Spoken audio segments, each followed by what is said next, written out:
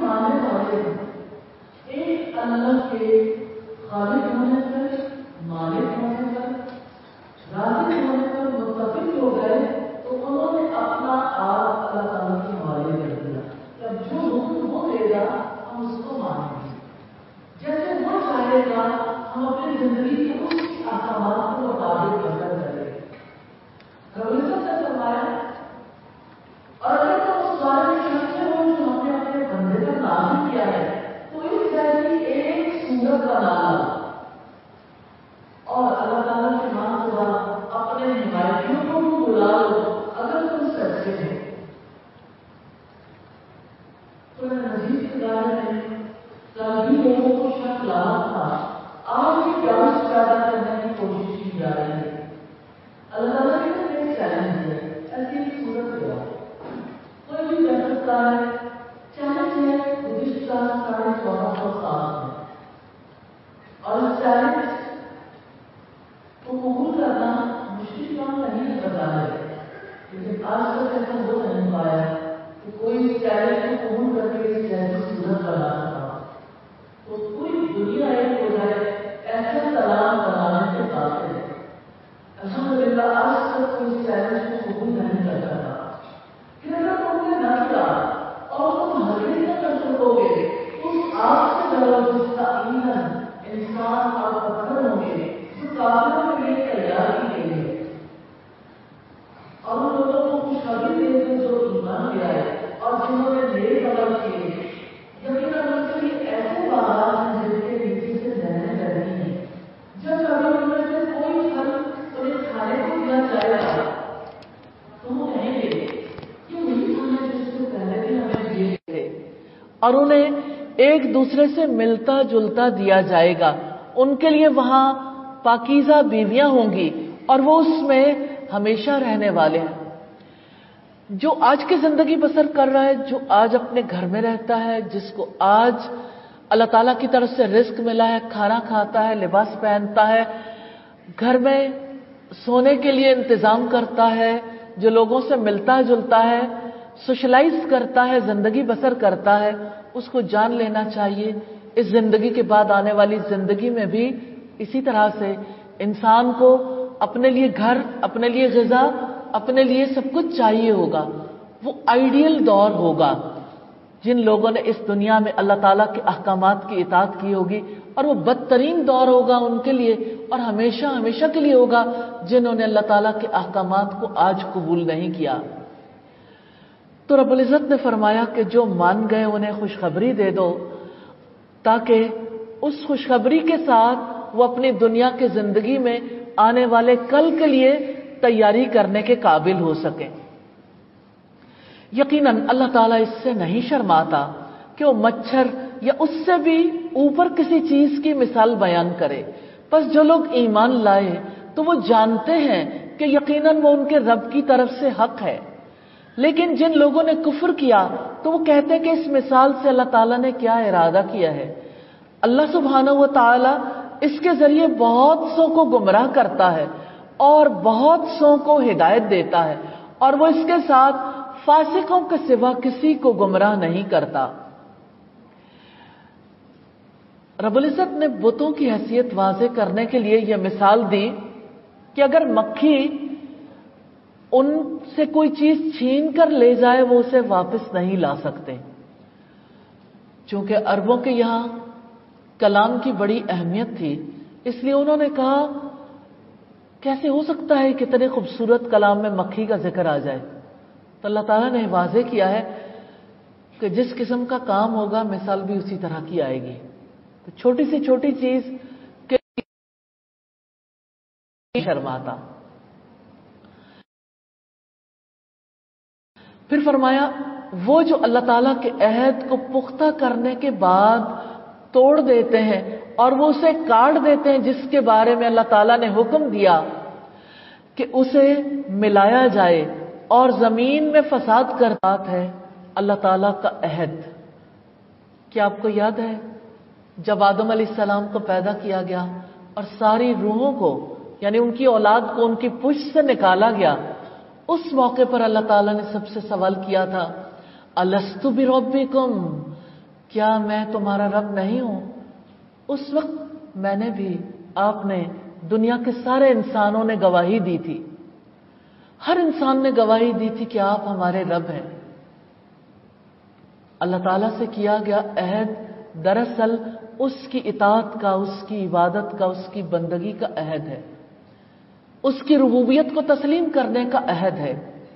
تو اللہ تعالیٰ کہتے ہیں کہ اللہ تعالیٰ سے عہد کرنے کے بعد جو لوگ عہد کو کاٹ ڈالتے ہیں،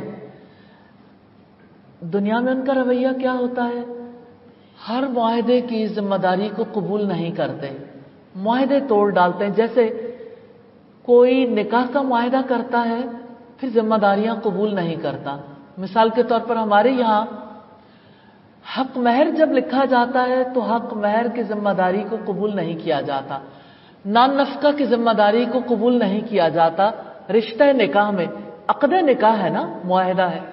ایسے ہی کتنے معاہدے ہیں جو انسان شعوری طور پر کرتے ہیں لیکن ان معاہدوں کی ذمہ داریوں کو قبول نہیں کرتے۔ تو اللہ تعالیٰ کہتے ہیں ایسے ہی لوگ خسارہ اٹھانے والے ہیں۔ دنیا میں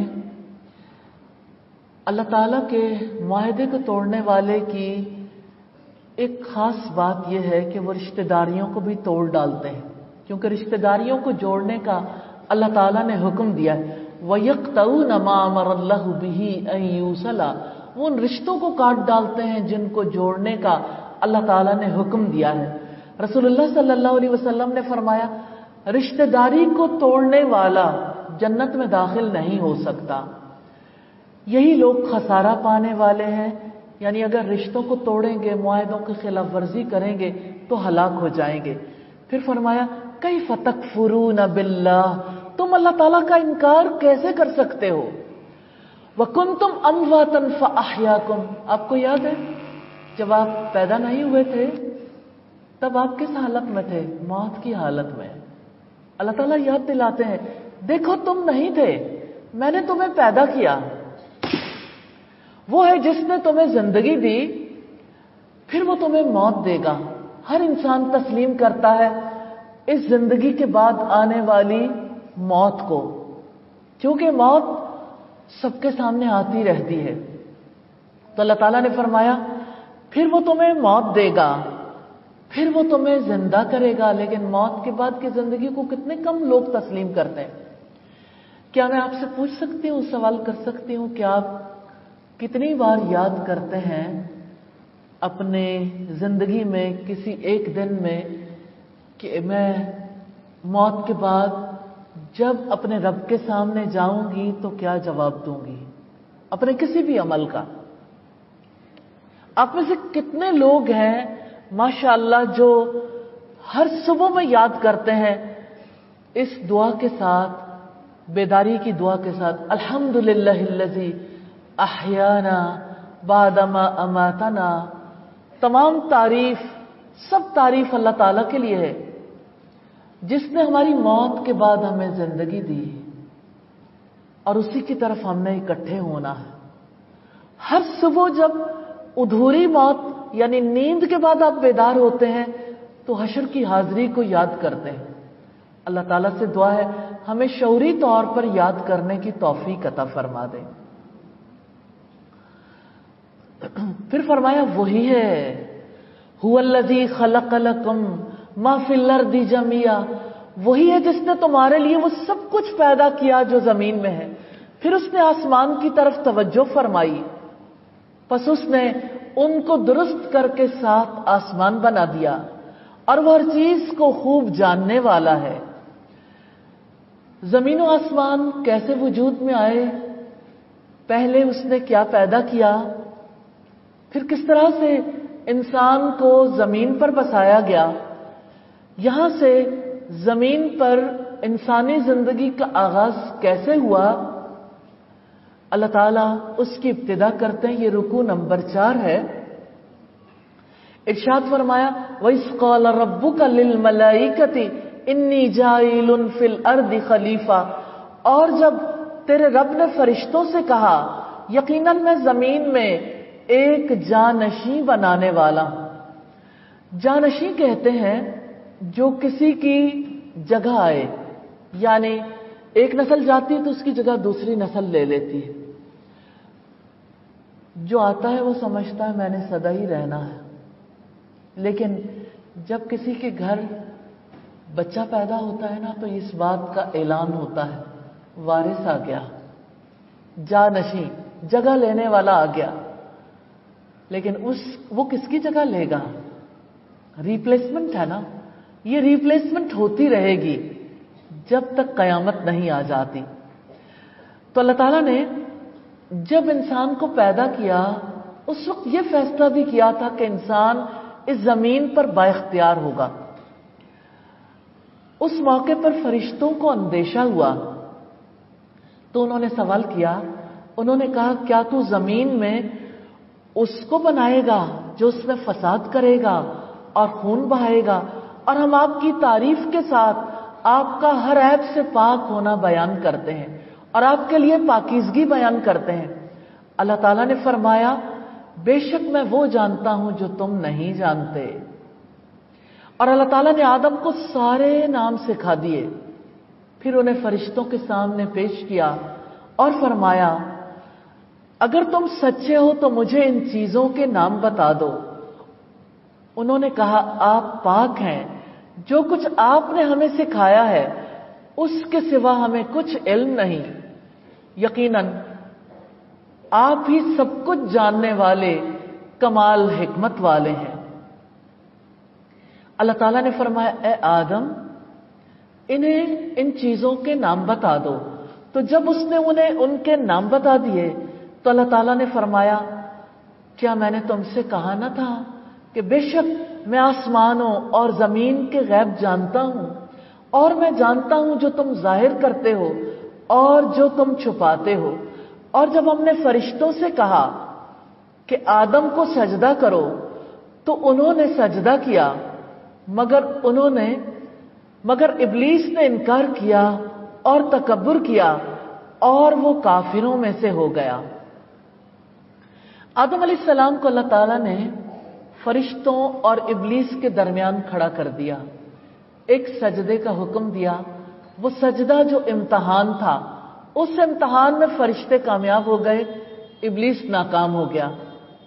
اللہ تعالیٰ نے عملی طور پر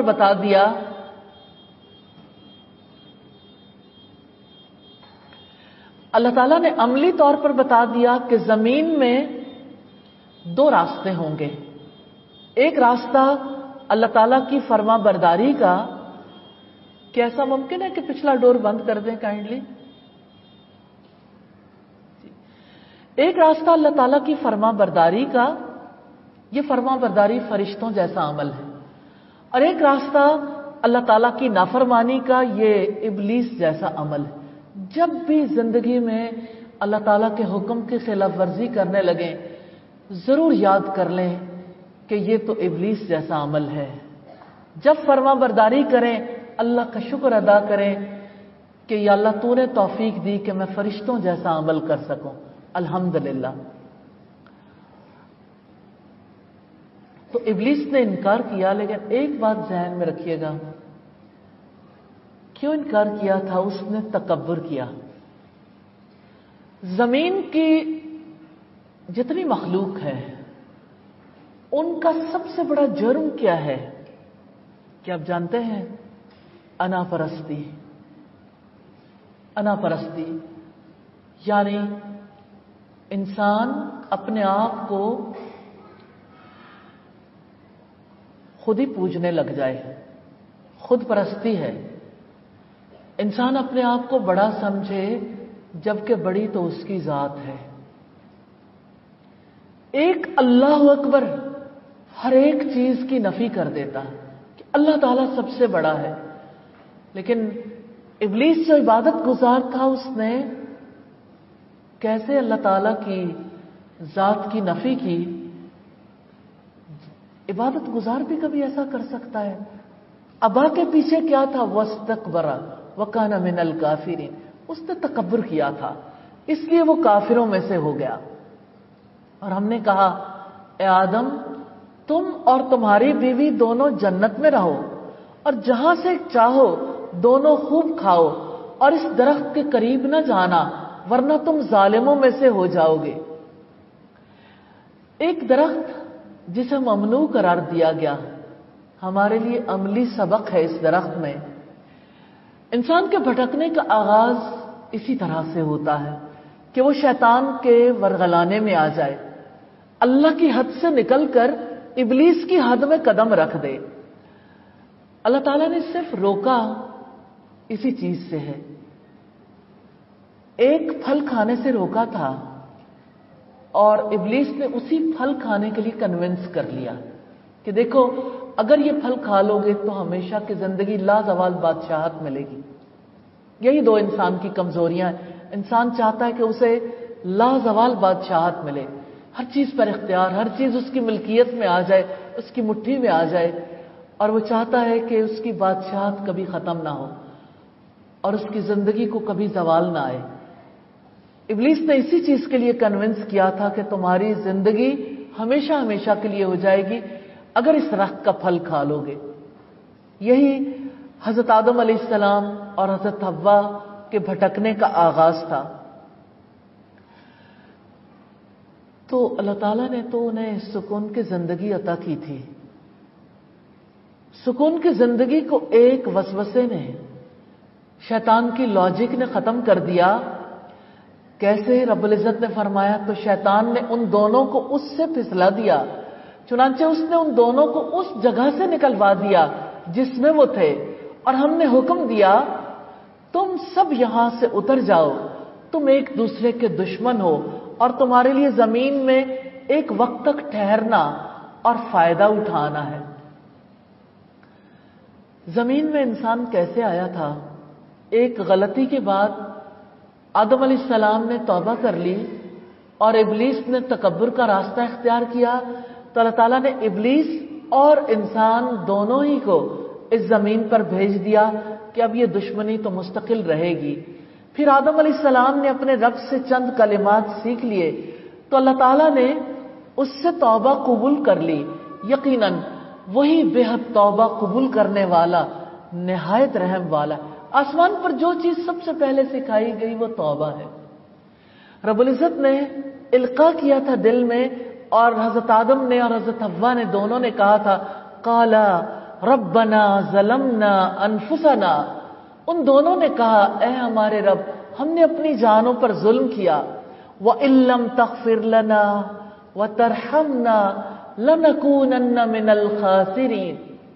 کیا آپ دعائیہ الفاظ دہرائیں گے؟ ربنا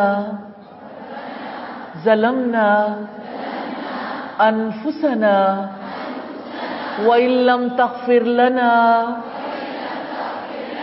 وَتَرْحَمْنَا لَنَكُونَنَّ مِنَ الْخَاسِرِينَ. اللہ اکبر.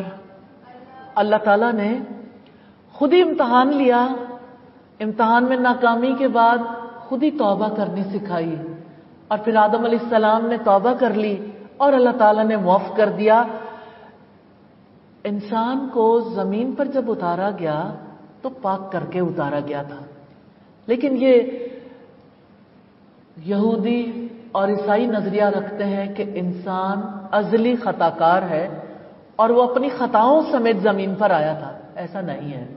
انسان کو خطاؤں کے ساتھ زمین پر آباد نہیں کیا گیا تھا، انسان کو پاک صاف کر کے زمین پر آباد کیا گیا تھا تاکہ وہ اللہ تعالیٰ کی ہدایت آنے پر اسے قبول کر لے، اور اگر وہ انکار کر دے تو یہی اس کا امتحان ہے. ہم نے کہا تم سب یہاں سے اتر جاؤ، پھر اگر میری طرف سے تمہارے پاس واقعی کوئی ہدایت آئے تو جو میری ہدایت کی پیروی کرے گا تو ان کے لیے نہ کوئی خوف ہوگا اور نہ وہ غمگین ہوں گے.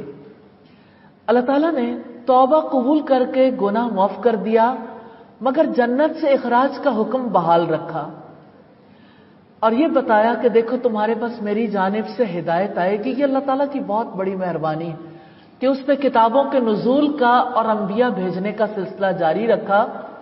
تو اللہ تعالیٰ نے فرمایا دیکھو اگر کتاب کی پیروی کرو گے نہ تمہارے لیے کوئی خوف ہوگا نہ غم.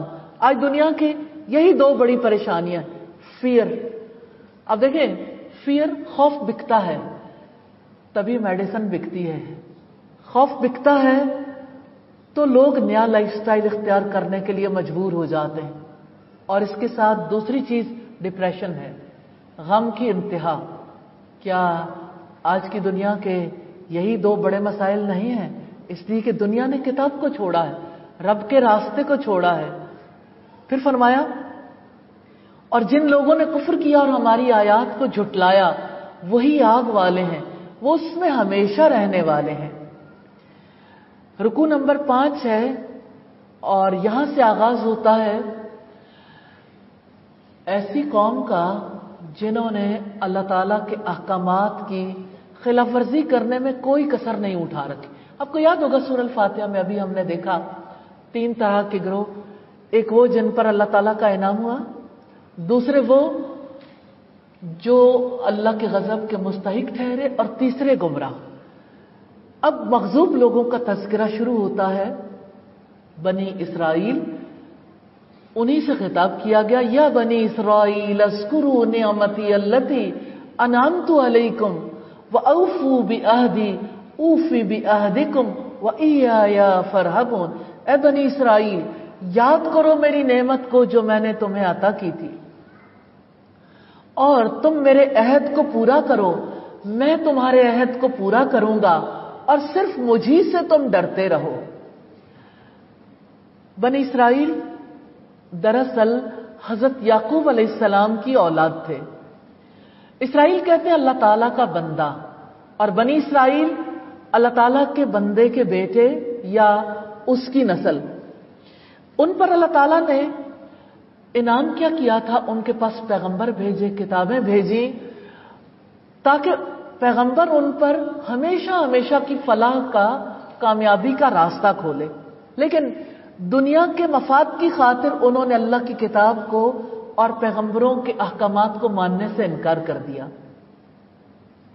تو رب العزت نے فرمایا وَآمِنُوا بِمَا أَنزَلْتُ مُصَدِّقًا لِمَا مَعَكُمْ, اور جو میں نے نازل کیا اس پر ایمان لاؤ, اور یہ اس کی تصدیق کرنے والا ہے جو تمہارے پاس ہے, اور تم سب سے پہلے اس کے ساتھ کفر کرنے والے نہ بنو, اور میری آیات کے بدلے تھوڑی قیمت نہ خریدو, اور صرف مجھی سے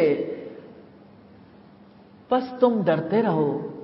اللہ تعالیٰ نے جو مطالبہ بنی اسرائیل سے کیا وہ ہم سے بھی, کہ میری وحی پر, میری کتابوں پر ایمان لے آؤ. جانتے ہیں اس کا مطلب کیا ہے؟ علم حاصل کرو, عمل کرو, اور اس کا پیغام پہنچاؤ. اس کا مطلب صرف یہ نہیں ہے کہ آپ کہہ دو کہ اللہ کی کتاب ہے, اس سے ہم برکت لیں گے, شفا حاصل کریں گے, اور مردوں کو پڑھ کے بخشیں گے.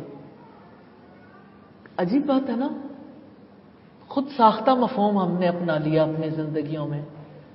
تو یاد رکھیے گا, ایمان لانے کا مطلب یہ ہے کہ ہم اس کتاب کو جانیں گے, اس پر عمل کریں گے, اس کے پیغام کو پہنچائیں گے. آج اپنے دل میں ارادہ کر لیجئے اللہ کی کتاب قرآن مجید کو خود سیکھیں گے, انشاءاللہ دوسروں کو سکھائیں گے, اور قرآن کا پیغام دنیا بھر تک, گھر گھر تک پہنچائیں گے انشاءاللہ. پھر فرمایا اور تم حق کو باطل کے ساتھ نہ ملاؤ, اور نہ ہی حق کو چھپاؤ, حالانکہ تم جانتے ہو. ایسا کیسے ہو جاتا ہے کہ لوگ حق اور باطل کو آپس میں ملا دیں؟ باطل کے کئی اصولوں کو اسلامی اصول سمجھا جاتا ہے. مثال کے طور پر پارلیمنٹ کو شورا سمجھا جاتا ہے, اور غیر اسلامی عدلیہ کو اسلامی عدلیہ سمجھا جاتا ہے. غیر اسلامی قوانین کو اسلامی قوانین, اور کتاب کے اندر آنے والی تعلیمات کو نسلوں سے چھپایا جاتا ہے. وَأَقِيمُوا الصَّلَاةَ, اللہ تعالیٰ نے بنی اسرائیل کو حکم دیا نماز قائم کرو, زکوٰۃ ادا کرو, اور رکوع کرنے والوں کے ساتھ رکوع کرو. کیا تم لوگوں کو نیکی کا حکم دیتے ہو اور اپنے آپ کو بھول جاتے ہو, حالانکہ تم کتاب کی تلاوت کرتے ہو؟ تو کیا تم سمجھتے نہیں ہو؟ اللہ تعالیٰ کو عمل سے خالی اور زبان کے رسیلے لوگ پسند نہیں ہیں. اس لیے اللہ تعالیٰ چاہتے ہیں کہ بے عملی کی روش اختیار نہ کریں. جو انسان بے عمل ہوتا ہے اس کے الفاظ کھوکھلے ہو جاتے ہیں، اس کا اثر ختم ہو جاتا ہے. جیسے دیمک کسی دروازے کو یا لکڑی کو کھا جائے، اندر سے ہاتھ لگاؤ تو سب کچھ بھربھرا گر جاتا ہے.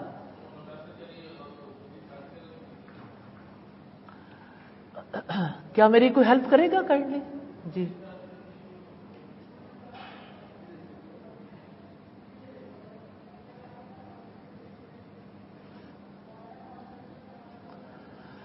پھر فرمایا اور صبر اور نماز کے ذریعے سے مدد مانگو، اور بلا شبہ وہ نماز یقیناً بہت بڑی ہے مگر عاجزی کرنے والوں پر. یعنی نماز صرف اسی کے لیے بھاری ہے. پلیز جو ساؤنڈ پر لوگ ہیں، کیا ایسا ہو سکتا ہے کہ آپ اس بات کو سمجھ جائیں کہ ہم اللہ تعالیٰ کا کلام پڑھ رہے ہیں اور اس کے مقابلے میں دوسری باتیں سب کو ڈسٹرب کرتی ہیں؟ آپ کی خاموشی ہمیں سب سے زیادہ چاہیے. اور صبر اور نماز کے ذریعے سے مدد مانگو. اللہ تعالیٰ نے مدد مانگنے کے لیے اس لیے کہا کہ 2 ہتھیار ہیں مومن کے: مصیبت میں صبر کرنا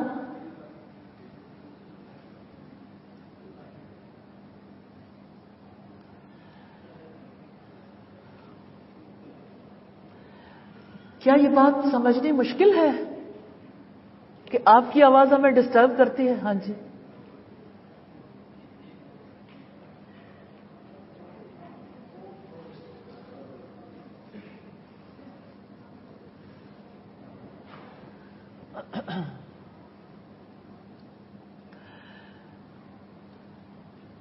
اللہ تعالیٰ یہ فرماتے ہیں کہ دیکھو، جو اللہ کے آگے جھکنے والا ہے نا، اس کے لیے نہ صبر مشکل ہے نہ نماز مشکل ہے. لیکن جس کے اندر تکبر ہے اس کے لیے صبر کرنا بھی مشکل ہے اور نماز کی ادائیگی بھی مشکل ہے. فرمایا جو یقین رکھتے ہیں. اب اللہ تعالیٰ کے آگے عاجزی اختیار کرنے والے وہ ہیں جو یقین رکھتے ہیں کہ بلا شبہ وہ اپنے رب سے ملاقات کرنے والے ہیں اور یقیناً وہ اسی کی طرف لوٹنے والے ہیں. جو لوگ اللہ کی یاد میں جیتے ہیں نا، ان کے لیے نہ نماز مشکل نہ صبر کرنا مشکل. جو لوگ اللہ کا خشوع اختیار کرتے ہیں، دراصل خشوع کیسے آتا ہے انسان کے اندر کہ ہم نے اپنے رب سے ملاقات کرنی ہے. رب کی ملاقات انسان کو کہاں تک پہنچا دیتی ہے؟ انسان انا پرستی کو ترک کر دیتا ہے، ایگوئسٹک نہیں رہتا، وہ سیلف لو کی بجائے اللہ تعالیٰ کی محبت میں اپنی زندگی بسر کرتا ہے. ریلی آج کی دنیا میں بہت بڑا کوشچن مارک ہے سارے انسانوں کے لیے، کیا وہ ذات کی محبت کو ترجیح دیں گے یا اللہ تعالیٰ کی محبت کو؟ اگر ذات کی محبت کو ترجیح دیں گے نماز بھی بھاری، زندگی میں اللہ تعالیٰ کے احکامات پر عمل بھی بھاری. میں یہ نہیں کہتی کہ اپنی ذات کی نفی کر دیں، لیکن اپنی ذات کی محبت کو اللہ تعالیٰ کی محبت کے نیچے لے آئیں. سب سے بڑی محبت اللہ تعالیٰ کی ذات کی ہے. رکوع نمبر 6 ہے: اے بنی اسرائیل، یاد کرو میری نعمت کو جو میں نے تمہیں عطا کی تھی، اور یقیناً میں نے تمہیں جہانوں پر فضیلت عطا کی تھی. ایک بار پھر اللہ تعالیٰ نے یاد دلایا ہے، اور ڈرو اس دن سے جب کوئی جان کسی جان کے کچھ بھی کام نہ آئے گی، اور نہ اس سے کوئی سفارش قبول کی جائے گی، اور نہ اس سے کوئی فدیہ لیا جائے گا، اور نہ ان کی مدد کی جائے گی. اللہ تعالیٰ نے اپنی رحمت سے توجہ مبذول کروائی ہے کہ اس دن سے ڈر جاؤ جب بھائی اپنے بھائی کے کام نہیں آئے گا، جب لوگ ایک دوسرے سے بھاگیں گے. ہر شخص کی حالت ایسی ہوگی جو اسے دوسروں سے بے نیاز کر دے گی، نہ شفاعت ہوگی نہ باہر سے مدد آئے گی. مراد یہ کہ شفاعت ہوگی تو اللہ کے حکم سے ہوگی، کسی کی ذاتی خواہش سے نہیں ہوگی. اور اس وقت کو یاد کرو جب ہم نے تمہیں آل فرعون سے نجات دی. وہ تمہیں برے عذاب میں مبتلا کرتے تھے اور تمہارے بیٹوں کو بری طرح ذبح کرتے تھے اور تمہاری عورتوں کو زندہ رہنے دیتے تھے، اور تمہارے لیے اس میں تمہارے رب کی طرف سے بڑی آزمائش تھی. اللہ تعالیٰ نے فرعون اور اس کے لشکروں سے بنی اسرائیل کو نجات دی تھی جو انہیں ذلت آمیز عذاب میں مبتلا کرتے تھے. تو غیر معمولی حالات تھے تو غیر معمولی مدد بھی آئی تھی اللہ تعالیٰ کی جانب سے. اور اس وقت کو یاد کرو جب تمہاری وجہ سے ہم نے سمندر کو پھاڑ دیا, پھر ہم نے تمہیں نجات دی اور ہم نے آل فرعون کو غرق کر دیا اور تم دیکھ رہے تھے. اور اس وقت کو یاد کرو جب ہم نے موسیٰ علیہ السلام سے 40 راتوں کی میعاد مقرر کی, پھر اس کے بعد تم نے بچڑے کو پکڑ لیا اور تم ظلم کرنے والے تھے یعنی تم نے عبادت کو اس کے صحیح مقام پر نہیں رکھا, اللہ کی عبادت کرنے کی بجائے بچڑے کو پوجنے لگ گئے. پھر اس کے بعد ہم نے تمہیں معاف کر دیا تاکہ تم شکر ادا کرو. اور وہ واقعہ یاد کرو جب ہم نے موسیٰ کو کتاب اور فرق کرنے والی چیز دی تاکہ تم ہدایت حاصل کرو. اور اس وقت کو یاد کرو جب موسیٰ نے اپنی قوم سے کہا, اے میری قوم, یقیناً تم نے بچڑے کو پکڑنے کی وجہ سے اپنی جانوں پر ظلم کیا, لہذا تم اپنے پیدا کرنے والے کی طرف توبہ کرو اور اپنے آپ کو قتل کرو, یہی تمہارے پیدا کرنے والے کے نزدیک تمہارے لیے بہتر ہے. پھر اللہ تعالیٰ نے تمہاری توبہ قبول کی, یقیناً وہی بے حد توبہ قبول کرنے والا نہایت رحم والا ہے. تاریخ بنی اسرائیل کے واقعات ہیں. بنی اسرائیل کو مخاطب کر کے انہیں توجہ دلائی گئی, ذرا یاد کرو اپنی ہسٹری کو, اپنی تاریخ یاد کرو, تمہارے آبا کس کس طرح سے اللہ تعالیٰ کی نافرمانیاں کرتے رہے. اور جب تم نے کہا ہے موسیٰ ہم ہرگز آپ پر یقین نہیں کریں گے یہاں تک کہ ہم اللہ تعالیٰ کو اعلانیہ دیکھ لیں, تو تمہیں بجلی نے پکڑ لیا اور تم دیکھ رہے تھے. پھر ہم نے تمہاری موت کے بعد تمہیں اٹھایا تاکہ تم شکر ادا کرو. اندازہ کریں بنی اسرائیل کو کیسے اللہ تعالیٰ نے اس مقام پر موت دے دی تھی جہاں 70 لوگ اللہ تعالیٰ نے بلائے تھے اور حضرت موسیٰ کے ساتھ. یہ نیک لوگ تھے لیکن سب کو اللہ تعالیٰ نے موت دے دی. اس کے بعد انہیں دوبارہ زندگی عطا کی تھی. اس میں بہت بڑا سبق ہے تاکہ تم شکر ادا کرو. انسان سے جو چیز مطلوب ہے وہ شکر گزاری ہے. انسان پر اللہ تعالیٰ کے انعامات اس لیے ہوتے ہیں کہ انسان اپنے رب کی نعمت کو پہچان جائے, اس کا شکر گزار بن جائے. حقیقت یہ ہے کہ زمین کی اصلاح ہی شکر گزاری سے ہے, تواضع سے ہے, قناعت سے ہے, صبر کے ساتھ رہنے سے ہے. اور اگر اس کے اپوزٹ چلے جائیں, زمین میں فساد کیسے پھیلتا ہے؟ ناشکرے پن سے, بے صبری سے. زمین میں فساد پھیلتا ہے جب انسان تکبر کرتا ہے. پھر فرمایا اور ہم نے تم پر بادل کا سایہ کیا صحرائے سینا سے گزرتے ہوئے. اتنا طویل صحرا, ٹینٹ تو لگ نہیں سکتے تھے, اتنی شدت کی دھوپ میں سفر نہیں ہو سکتا تھا. تو اللہ تعالیٰ کہتے ہیں یاد تو کرو ہم نے تم پر بادل کا سایہ کیا اور تم پر من و سلوہ نازل کیا, کھاؤ پاک چیزوں میں سے جو ہم نے تمہیں رزق دیا ہے. اور انہوں نے ہم پر ظلم نہیں کیا بلکہ وہ اپنی جانوں پر ظلم کرتے تھے. اور اس وقت کو یاد کرو جب ہم نے کہا اس بستی میں داخل ہو جاؤ, بس اس میں سے جہاں سے چاہو خوب کھاؤ اور دروازے میں سے سجدہ کرتے ہوئے داخل ہو اور کہو بخش دے, ہم تمہاری خطاؤں کو تمہارے لیے بخش دیں گے اور جلد ہی ہم نیکی کرنے والوں کو زیادہ دیں گے. پھر جن لوگوں نے ظلم کیا انہوں نے اس بات کو جو ان کے لیے کہی گئی تھی اس کے ماں سوا سے بدل ڈالا. تو ہم نے ان لوگوں پر آسمان سے عذاب نازل کیا, تو ہم نے ان لوگوں پر آسمان سے عذاب نازل کیا جنہوں نے ظلم کیا اس وجہ سے کہ وہ نافرمانی کرتے تھے. یہود اخلاق اور کردار کے اعتبار سے پستی کا شکار ہو گئے تھے. اصل میں وہ اللہ تعالیٰ کی نافرمانیاں کرتے تھے.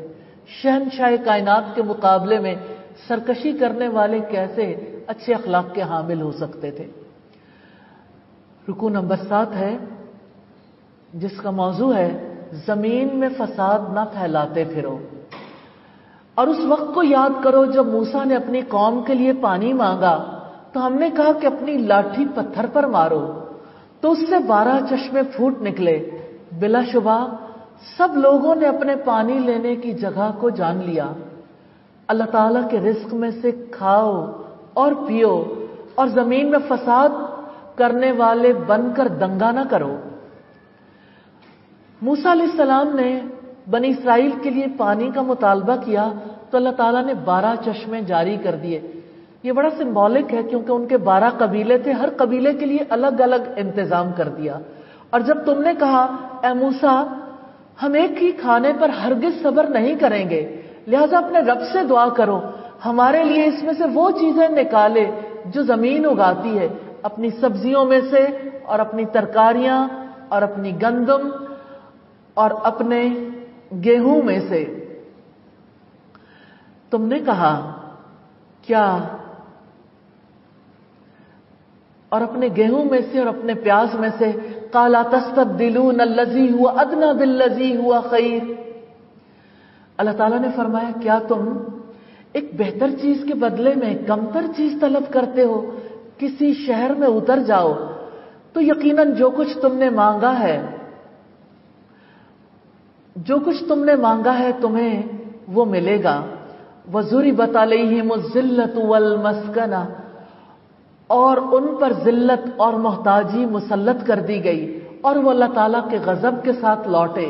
یہ اس وجہ سے ہوا کہ وہ اللہ تعالیٰ کی آیات کے ساتھ کفر کرتے تھے اور اللہ تعالیٰ کے نبیوں کو ناحق قتل کرتے تھے۔ یہ اس وجہ سے جو انہوں نے نافرمانی کی اور وہ حدود سے گزر جاتے تھے۔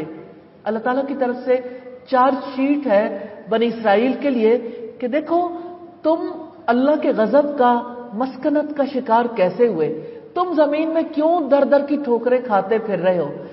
اس کی 4 ریزنز اللہ تعالیٰ نے بتائی ہیں کہ تم نے انبیاء کو ناحق قتل کیا، اس وجہ سے تم اللہ کے غضب کے مستحق ٹھہرے، اور تم نے اللہ تعالیٰ کی نافرمانیاں کی، اور تم نے زیادتی کے کام کیے، اور تم نے اللہ تعالیٰ کی آیات کے ساتھ کفر کیا۔ تو یہود دراصل دین میں غلو کرتے تھے اور حد سے نکل جاتے تھے۔ حد سے نکلنے کا انجام تو مل کر ہی رہنا ہے۔ آج اگر یہود کے بارے میں ہم پڑھ رہے ہیں تو مسلمانوں کی کیا صورتحال ہے؟ کیا مسلمان اللہ تعالیٰ کی نافرمانیاں نہیں کرتے؟ کیا مسلمان حد سے نہیں گزر جاتے؟ کیا وہ زیادتی کے کام نہیں کرتے؟ کیا وہ صریحاً اللہ تعالیٰ کی آیات کو نہیں جھٹلاتے؟ ہمارے تو اینکر بھی بیٹھ کر اللہ تعالیٰ کی کسی بھی آیت کو لے کے اس پہ ڈسکشن شروع کر دیتے ہیں، آپ کا کیا خیال ہے اور آپ کا کیا خیال ہے؟ کیا جہانوں کے بادشاہ کے قانون کے بارے میں اب انسان فیصلے کریں گے؟ رکوع نمبر 8 ہے ان الذین آمنوا والذین ہادوا والنصارى، یقیناً جو لوگ ایمان لائے اور جو یہودی ہوئے اور عیسائی اور صابی، اور جو کوئی اللہ تعالیٰ اور آخرت کے دن پر ایمان لایا اور اس نے نیک کام کیے، ان کا اجر ان کے رب کے پاس ہے اور ان کے لیے نہ کوئی خوف ہوگا اور نہ وہ غمگین ہوں گے۔ آیت میں 4 گروہوں کا تذکرہ ہے، ایک مسلمان ہے، دوسرے یہودی ہیں، تیسرے عیسائی ہیں جو حضرت عیسیٰ علیہ السلام کو ماننے والے ہیں، اور چوتھے صابی۔ صابی فرقہ اب ختم ہو چکا، دنیا میں اب اس کا کہیں وجود نہیں ہے۔ یہ اپنے آپ کو حضرت یحییٰ کی امت بتاتے تھے، قدیم زمانے میں عراق کے علاقے میں آباد تھے۔ یہاں مسلمانوں کو الگ نہیں کیا، دوسرے پیغمبروں کی امتوں کے ساتھ تعلق رکھنے والوں کے ساتھ ان کا تذکرہ کیا ہے۔ تو اس کا مطلب یہ ہے کہ گروہ ہونے کے اعتبار سے اللہ تعالیٰ کے نزدیک سب برابر کا درجہ رکھتے ہیں۔ گروہ ہونے کے اعتبار سے تو فرق نہیں، لیکن سب کی نجات کا ایک ہی اصول ہے، وہ ایمان ہے اور عمل صالح۔ اللہ تعالیٰ ہمیں اس کی سمجھ نصیب کرے اور ہمیں ایمان اور عمل صالح والی زندگی گزارنے کی توفیق عطا فرمائے۔ اللہ تعالیٰ کا کسی گروہ سے کوئی خاص رشتہ نہیں ہے۔ اللہ تعالیٰ کے ہاں اعتبار اسی چیز کا ہے کہ کون اپنے ایمان اور عمل میں افضل ہے، اعلیٰ ہے، اللہ تعالیٰ کے احکامات کے مطابق زندگی بسر کرتا ہے۔ اور جب ہم نے تم سے پختہ عہد لیا اور ہم نے تم پر پہاڑ کو بلند کیا کہ جو ہم نے تمہیں دیا ہے اسے مضبوطی کے ساتھ پکڑو اور جو اس میں ہے اسے یاد کرو تاکہ تم بچ جاؤ. بہت اہم آیت ہے. اللہ تعالیٰ فرماتے ہیں کہ دیکھو جب تورات نازل ہوئی تھی تو پہاڑ یعنی طور کو تمہارے اوپر کھڑا کر دیا گیا تھا. تب تمہیں حکم دیا گیا تھا کہ تورات کو مضبوطی سے پکڑ لو. آج قرآن کے لیے بھی اللہ تعالیٰ کا یہی حکم ہے کہ آخذوا ما آتیناکم بقوہ، جو ہم نے تمہیں دیا اسے مضبوطی سے پکڑ لو. اللہ کی کتاب کو آپ پڑھ رہے ہیں نا، اس کی آیات کو اپنے دلوں کے اندر اتارنا ہے انشاءاللہ، اور اپنے عمل میں بھی لانا ہے، اور اللہ تعالیٰ سے اس علم کو مضبوط کرنے کے لیے دعا کرنی ہے. اسی لیے فرمایا وَاذْكُرُوا مَا فِيهِ، جو کچھ اس میں ہے اسے یاد کرو، لَعَلَّكُمْ تَتَّقُونَ، تاکہ تم بچ جاؤ. پھر اس کے بعد تم اس سے پھر گئے تو اگر اللہ تعالیٰ کا فضل اور اس کی رحمت تم پر نہ ہوتی تو تم ضرور خسارہ اٹھانے والوں میں ہو جاتے. یعنی کل یہودی پھرے تھے معاہدے سے، آج صورتحال یہ ہے کہ مسلمان پھر گئے ہیں. تو اللہ تعالیٰ فرماتے ہیں دیکھو اللہ کا فضل اور اللہ کی رحمت ہے جو بچاتی ہے، اس لیے اللہ سے اس کا فضل مانگنا چاہیے، اس کی رحمت مانگنی چاہیے. اور بلا شبہ تم جان چکے ہو کہ تم میں سے جو لوگ ہفتے کے دن میں حد سے گزر گئے تو ہم نے انہیں کہا کونوا قردۃ خاسئین، ہو جاؤ بندر ذلیل ہونے والے. تو ہم نے اس کو اس دور کے لوگوں اور بعد میں آنے والوں کے لیے عبرت اور صرف اللہ سے ڈرنے والوں کے لیے نصیحت بنا دیا. بنی اسرائیل کو اللہ تعالیٰ کی طرف سے جو عذاب ملا تھا ان کی صورتیں مسخ کر دی گئی تھی، بندر کی شکل میں بدل دیا گیا تھا. اس دور کے لوگوں کے لیے عبرت اور بعد میں آنے والوں کے لیے اس واقعے کو نصیحت بنا دیا گیا. اور اس وقت کو یاد کرو جب موسیٰ نے اپنی قوم سے کہا یقیناً اللہ تعالیٰ تمہیں حکم دیتا ہے کہ ایک گائے ذبح کرو. انہوں نے کہا کیا تم ہمارا مذاق بناتے ہو؟ موسیٰ نے کہا میں اللہ تعالیٰ کی پناہ مانگتا ہوں کہ میں جاہلوں میں سے ہو جاؤں. اس آیت سے پتہ چلتا ہے کہ مذاق اڑانا جہالت والا کام ہے، اسی لیے حضرت موسیٰ علیہ السلام نے اس سے پناہ مانگی. انہوں نے کہا ہمارے لیے اپنے رب سے دعا کرو کہ وہ ہم پر واضح کر دے کہ وہ کیسی ہو. موسیٰ نے کہا بے شک اللہ تعالیٰ فرماتا ہے کہ یقیناً وہ گائے نہ بوڑھی ہو اور نہ بچیا بلکہ اس کے درمیان کی جوان عمر کی ہو، لہذا تم کرو جو تمہیں حکم دیا جاتا ہے. انہوں نے کہا ہمارے لیے اپنے رب سے دعا کرو وہ ہمارے لیے واضح کر دے کہ اس کا رنگ کیسا ہو. موسیٰ علیہ السلام نے کہا بے شک اللہ تعالیٰ فرماتا ہے کہ یقیناً وہ زرد رنگ کی گائے ہو، اس کا رنگ چمکنے والا ہو، دیکھنے والوں کو وہ خوش کرتی ہو. انہوں نے کہا ہمارے لیے اپنے رب سے دعا کرو وہ ہمارے لیے واضح کر دے کہ وہ کیسی ہو، بے شک گائے ہم پر مشتبہ ہو گئی ہے، اور یقیناً اگر اللہ تعالیٰ نے چاہا تو ہم ضرور مقصد تک پہنچنے والے ہوں گے، یعنی گائے کو ذبح کرنے کی ہدایت پالیں گے. موسیٰ نے جواب دیا یقیناً اللہ تعالیٰ فرماتا ہے کہ وہ گائے ایسی ہو کہ نہ جوتی ہوئی ہو کہ زمین میں ہل چلاتی ہو اور نہ کھیتوں کو پانی دیتی ہو، صحیح سالم ہو اور اس میں کوئی داغ نہ ہو. انہوں نے کہا اب تم حق لائے ہو. پھر انہوں نے اسے ذبح کیا اور وہ قریب نہ تھے کہ کرتے. بنی اسرائیل کو گائے ذبح کرنے کا حکم اس لیے دیا گیا کہ گائے پرستی کی بیماری میں وہ مبتلا ہو گئے تھے اپنے ہمسایہ قوموں کی وجہ سے. تو اللہ تعالیٰ نے اسی گائے کو ذبح کرنے کا حکم دیا. پھر ایک اگلے رکوع میں جیسا کہ آئے گا کہ مردہ گائے کے ٹکڑے سے ایک قتل کا فیصلہ کیا گیا تھا. ایک مقتول کو جب وہ گائے کا ٹکڑا لگایا گیا وہ زندہ ہوا، اس نے بتایا کہ مجھے فلاں نے قتل کیا، پھر وہ دوبارہ فوت ہو گیا. یعنی جو موت اللہ تعالیٰ نے اس کے لیے لکھی تھی وہ اس پر آ گئی. تو اللہ تعالیٰ نے ثابت کیا کہ گائے زندہ ہو کچھ کرنے کے قابل نہیں، لیکن مردہ ہو تو اللہ تعالیٰ جیسے چاہے اس سے کام لے سکتا ہے. اس طرح گو پرستی کی بیماری سے انہیں بچایا.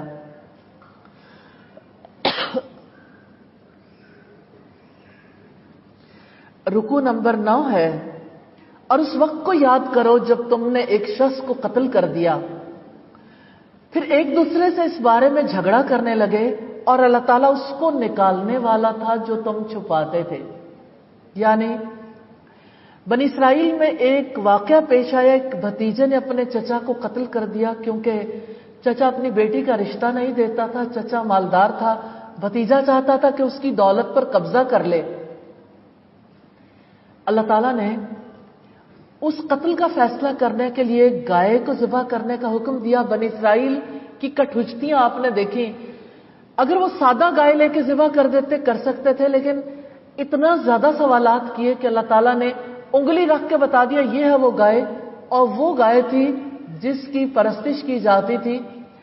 اور ایک عجیب بات ہے، ایک بھتیجے نے تو اپنے چچا کو قتل کر دیا، اور دوسرا وہ لڑکا تھا، 2 لڑکے، دوسرا لڑکا وہ تھا جس کے پاس وہ گائے تھی، اس کو اپنے ماں باپ سے ورثے میں ملی تھی، ماں باپ کا خدمت گزار تھا، اور اللہ تعالیٰ اس کی خدمت گزاری کا صلہ اسے دنیا میں بھی دینا چاہتے تھے۔ گائے کو سونے کے بدلے میں تولا گیا، کیونکہ بچہ نہیں چاہتا تھا کہ اپنے ماں باپ کی نشانی کو دے دے، اور بنی اسرائیل ہر صورت لینا چاہتے تھے۔ اب جانتے ہیں جب ڈیمانڈ بڑھ جائے تو اس کی وجہ سے یعنی قیمت بھی بڑھ جایا کرتی ہے۔ تو گائے تو عام قیمت پہ لے سکتے تھے وہ، اور عام انداز میں اسے ذبح کر سکتے تھے، لیکن اس گائے کی قیمت اتنی بڑھائی گئی کہ وہ لڑکا بنی اسرائیل کا بہت مالدار شخص بن گیا۔ ماں باپ کی خدمت اتنا بڑا عمل ہے۔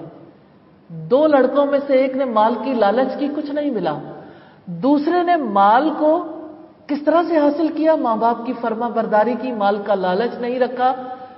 حقیقت یہ کہ اللہ ہی رزق دینے والا ہے، تو اللہ کے رزق کو اپنی بری تدابیر کے ذریعے سے حاصل کرنے کی کوشش نہیں کرنی چاہیے۔ اللہ تعالی ہمیں اس کی سمجھ نصیب فرمائے۔ چنانچہ ہم نے حکم دیا کہ اس لاش کو، اس گائے کا کوئی ٹکڑا مارو، اور اس طرح اللہ تعالیٰ مردوں کو زندہ کرتا ہے، اور تمہیں اس طرح اللہ تعالیٰ مردوں کو زندہ کرتا ہے اور تمہیں اپنی نشانیاں دکھاتا ہے تاکہ تم سمجھو۔ اللہ تعالیٰ نے موت کے بعد آنے والی زندگی کے معاملے کو ایک گائے کے ذبح کرنے کے بعد اس کے ٹکڑے سے مردہ کو زندہ کر کے سمجھا دیا کہ زندگی اور موت اللہ تعالیٰ کے ہاتھ میں ہے۔ پھر اس کے بعد تمہارے دل سخت ہو گئے تو پتھروں کی طرح یا سختی میں اس سے بڑھ کر ہو گئے، اور بے شک پتھروں میں سے یقیناً کچھ وہ ہیں جن سے نہریں پھوٹ نکلتی ہیں، اور بے شک ان میں سے کچھ وہ ہیں جو پھٹ جاتا ہے تو اس میں سے پانی نکل آتا ہے، اور بے شک ان میں سے ہے جو یقیناً اللہ تعالیٰ کے خوف سے گر پڑتا ہے، اور اللہ تعالیٰ اس سے ہرگز بے خبر نہیں جو تم عمل کرتے ہو۔ یہود کی سنگ دلی کی مثال ہے، جب لوگ اللہ تعالیٰ کے احکامات کو قبول نہیں کرتے، اللہ تعالیٰ نے بتایا کہ دیکھیں یہود کیسے دھیرے دھیرے بے حسی کا شکار ہو گئے تھے اور کیسے ان کے دل سخت ہو گئے تھے۔ حقیقت یہ ہے اللہ تعالیٰ بہت بڑا ہے، سب سے بڑا ہے۔ اللہ تعالیٰ کے مقابلے میں جب کوئی سرکشی کرتا ہے، نافرمانی کرتا ہے، تو اس کے دل میں سختی آنی شروع ہو جاتی ہے۔ یہود کے دل اسی طرح سے سخت ہو گئے تھے۔ انسان کے دل کے اندر ایمان ہو تو وہ اسے جھنجھوڑ کے رکھ دیتا ہے، اس کے اندر لرزہ طاری ہو جاتا ہے۔ اس ایمان کو باہر سے ایک کال ملے تو ایمان پورے بھرپور طریقے سے اندر سے نکل آتا ہے۔ جس انسان کا ایمان زندہ ہو اسے چپ سی لگ جاتی ہے، مگر جب دلوں میں جمود آتا ہے، بے حسی آتی ہے، تو بحثیں اور تعویلیں شروع کر دی جاتی ہیں۔ یہود نے بھی اسی طرح سے سنگ دلی کے ساتھ اپنے نبیوں کے ساتھ معاملہ کیا، تو رب العزت نے فرمایا اللہ تعالیٰ اس سے بے خبر نہیں ہے جو تم عمل کرتے ہو۔ پتھروں کے ذریعے اللہ تعالیٰ نے تمثیلات قائم کی ہیں۔ 3 چیزوں کا اس آیت میں اشارہ کیا گیا۔ جو لوگ پہاڑوں کا مشاہدہ کرتے ہیں جانتے ہیں کہ پتھروں کے اندر سے پانی کے سوتے پھوٹتے رہتے ہیں، اور دوسری مثال ایک خشک چٹان کی سی ہے، جب توڑنے والے توڑتے ہیں تو پتہ چلتا ہے اس کے اندر پانی کا ذخیرہ موجود ہے۔ اور پتھروں کی دنیا کی تیسری مثال لینڈ سلائڈنگ کی ہے. پہاڑوں کے اوپر سے پتھر کے ٹکڑے لڑھکتے ہیں اور ٹوٹتے پھوٹتے نیچے آ جاتے ہیں.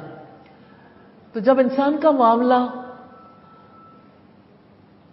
ایسا ہو جائے کہ وہ اپنا معاملہ اپنے رب کے ساتھ نہ سمجھے تو وہ اکڑ جاتا ہے. اور جب انسان اپنے آپ کو کائنات کے رب کے سامنے محسوس کرتا ہے تو اپنے آپ کو اس کے سامنے جھکا دیتا ہے. عجیب بات یہ ہے کہ انسانوں کے سامنے اللہ تعالیٰ کا پیغام سنانے والے، اللہ تعالیٰ کی بات بتانے والے اپنے جیسے انسان ہوتے ہیں.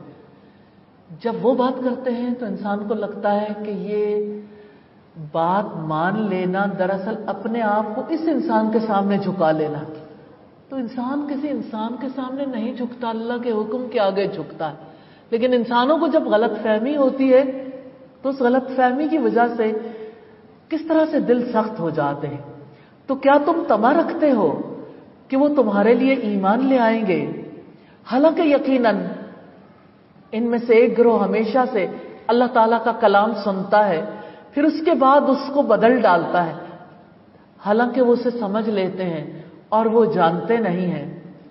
اللہ تعالیٰ نے اہل کتاب کے بارے میں اہل ایمان کی امیدوں کو ختم کر دیا کہ ان کے ایمان کی توقع مت رکھو، طمع ہی نہ رکھو. ان کا طرز عمل ایسا ہے کہ ان سے ایمان کی امید نہیں رکھی جا سکتی. مدینہ میں اصل میں یہ سوال اس لیے پیدا ہو گیا تھا کہ یہودی اسی مقصد کے لیے مدینہ میں آ کے آباد ہوئے تھے، عیسائی بھی یہودی بھی. مدینہ کے لوگ ان سے قصے سن سن کے نبی صلی اللہ علیہ وسلم کی آمد پر ان پر ایمان لے آئے. انہیں حیرت تب ہوئی کہ جنہوں نے قصے سنائے تھے وہ تو ایمان ہی نہیں لائے. اس وجہ سے انہیں یہ امید تھی کہ چونکہ انہیں پتا ہے یہ لوگ ضرور ایمان لے آئیں گے، لیکن اللہ تعالیٰ نے غلط فہمی دور کر دی اور یہ بتا دیا کہ دیکھو یہ کبھی ایمان لانے والے نہیں. اور جب وہ ان لوگوں سے ملتے ہیں جو ایمان لائے تو کہتے ہیں کہ ہم ایمان لائے، اور جب بعض ان کا بعض کی طرف تنہا ہوتا ہے تو کہتے ہیں کہ کیا تم انہیں وہ باتیں بتاتے ہو جو اللہ تعالیٰ نے تم پر کھولی ہیں تاکہ وہ ان کے ساتھ تمہارے رب کے پاس تم سے جھگڑا کریں، تو کیا تم سمجھتے نہیں ہو؟ عجیب بات یہ ہے، جو لوگ ایمان کا محض زبان سے اظہار کرتے ہیں، ایمان ان کے دلوں میں نہیں ہوتا، وہ اکیلے میں دوسروں سے کہتے ہیں کہ جو باتیں تمہیں معلوم ہیں دوسروں پر کیوں کھولی ہیں. یہودی اس لیے یہ باتیں کرتے تھے کہ مسلمانوں کو مت بتاؤ کہ ہم جانتے ہیں کہ آخری نبی آنے والے ہیں، کیونکہ اگر انہیں پتہ چل گیا تو وہ اپنے رب کے پاس جھگڑا کریں گے. کیا اللہ تعالیٰ دلوں کے حال نہیں جانتا؟ اللہ تعالیٰ کو تو معلوم ہے کہ یہودی کس وجہ سے حق بات بتانے سے روک رہے ہیں. یہودی کتمان حق کے مجرم تھے، حق کو چھپاتے تھے. تورات میں رسول اللہ کی آمد کے بارے میں خوشخبریاں تھیں جن کو وہ چھپاتے تھے، تورات کے احکامات کو چھپاتے تھے. تو رب العزت نے فرمایا کیا وہ نہیں جانتے کہ یقیناً اللہ تعالیٰ جانتا ہے جو کچھ وہ چھپاتے ہیں اور جو کچھ وہ ظاہر کرتے ہیں. اور ان میں کچھ ان پڑھ بھی ہیں جو کتاب کا علم ہی نہیں رکھتے سوائے چند آرزوؤں کے، اور اس کے سوا کچھ نہیں کہ وہ گمان کرتے ہیں. یہ بات بھی بڑی امپورٹنٹ ہے. کتاب سے آرزوئیں وابستہ کرنا، جھوٹے قصے، جھوٹی کہانیاں جو یہودیوں نے گھڑ رکھی تھیں اور ظاہر فریبی کی وجہ سے عوام الناس نے انہیں اختیار کر لیا تھا. سستی نجات کے یہ مقدس نسخے عوام میں بہت کشش رکھتے تھے، آج بھی رکھتے ہیں. خوش خیالی کو تصدیق کی صورت مل جاتی تھی کیونکہ وہ نہیں چاہتے تھے کہ اپنی غیر ذمہ دارانہ زندگی پر روک لگا لیں. وہ چاہتے تھے کہ اپنی غیر ذمہ داریوں کے ساتھ جئیں. تو اللہ تعالیٰ نے فرمایا دیکھو گمان پر زندگی کی بنیاد رکھی ہے نا، اسی وجہ سے زندگی انتشار کا شکار ہے. ہر دور میں حامل کتاب قوموں کا یہی مرض رہا ہے. تباہی ہے ان لوگوں کے لیے جو اپنے ہاتھوں سے کتاب لکھتے ہیں پھر کہتے ہیں کہ یہ اللہ تعالیٰ کی طرف سے ہے تاکہ اس کے بدلے میں وہ تھوڑی سی قیمت وصول کر لیں. ان کے لیے تباہی ہے اس چیز کی وجہ سے جو ان کے ہاتھوں نے لکھا ہے، اور ہلاکت ہے ان کے لیے اس کی وجہ سے جو وہ کماتے ہیں. اور انہوں نے کہا جہنم کی آگ ہمیں ہرگز نہیں چھوئے گی مگر گنے ہوئے چند دن. کہہ دو کیا تم نے اللہ تعالیٰ سے کوئی عہد لے رکھا ہے؟ یہودی کہتے تھے کہ ہم نے 40 دن بچڑے کی عبادت کی ہے اس لیے 40 دن جہنم میں رہیں گے. تو اللہ تعالیٰ نے سوال کیا ہے کیا تم نے اللہ سے کوئی عہد لے رکھا ہے؟ تو وہ اپنے عہد کی خلاف ورزی کبھی نہیں کرے گا.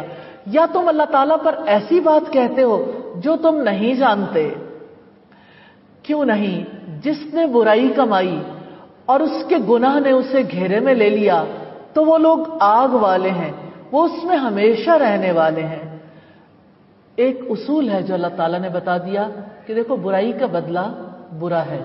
اگر برائی کماؤ گے تو اس کی سزا بھی پاؤ گے اور اگر نیکی کرو گے تو اس کی جزا بھی پاؤ گے. اور جو لوگ ایمان لائے اور انہوں نے نیک عمل کیے وہی لوگ جنت والے ہیں، وہ اس میں ہمیشہ رہنے والے ہیں. اللہ تعالیٰ سے دعا ہے ہمیں ایسے لوگوں میں شامل فرما لے.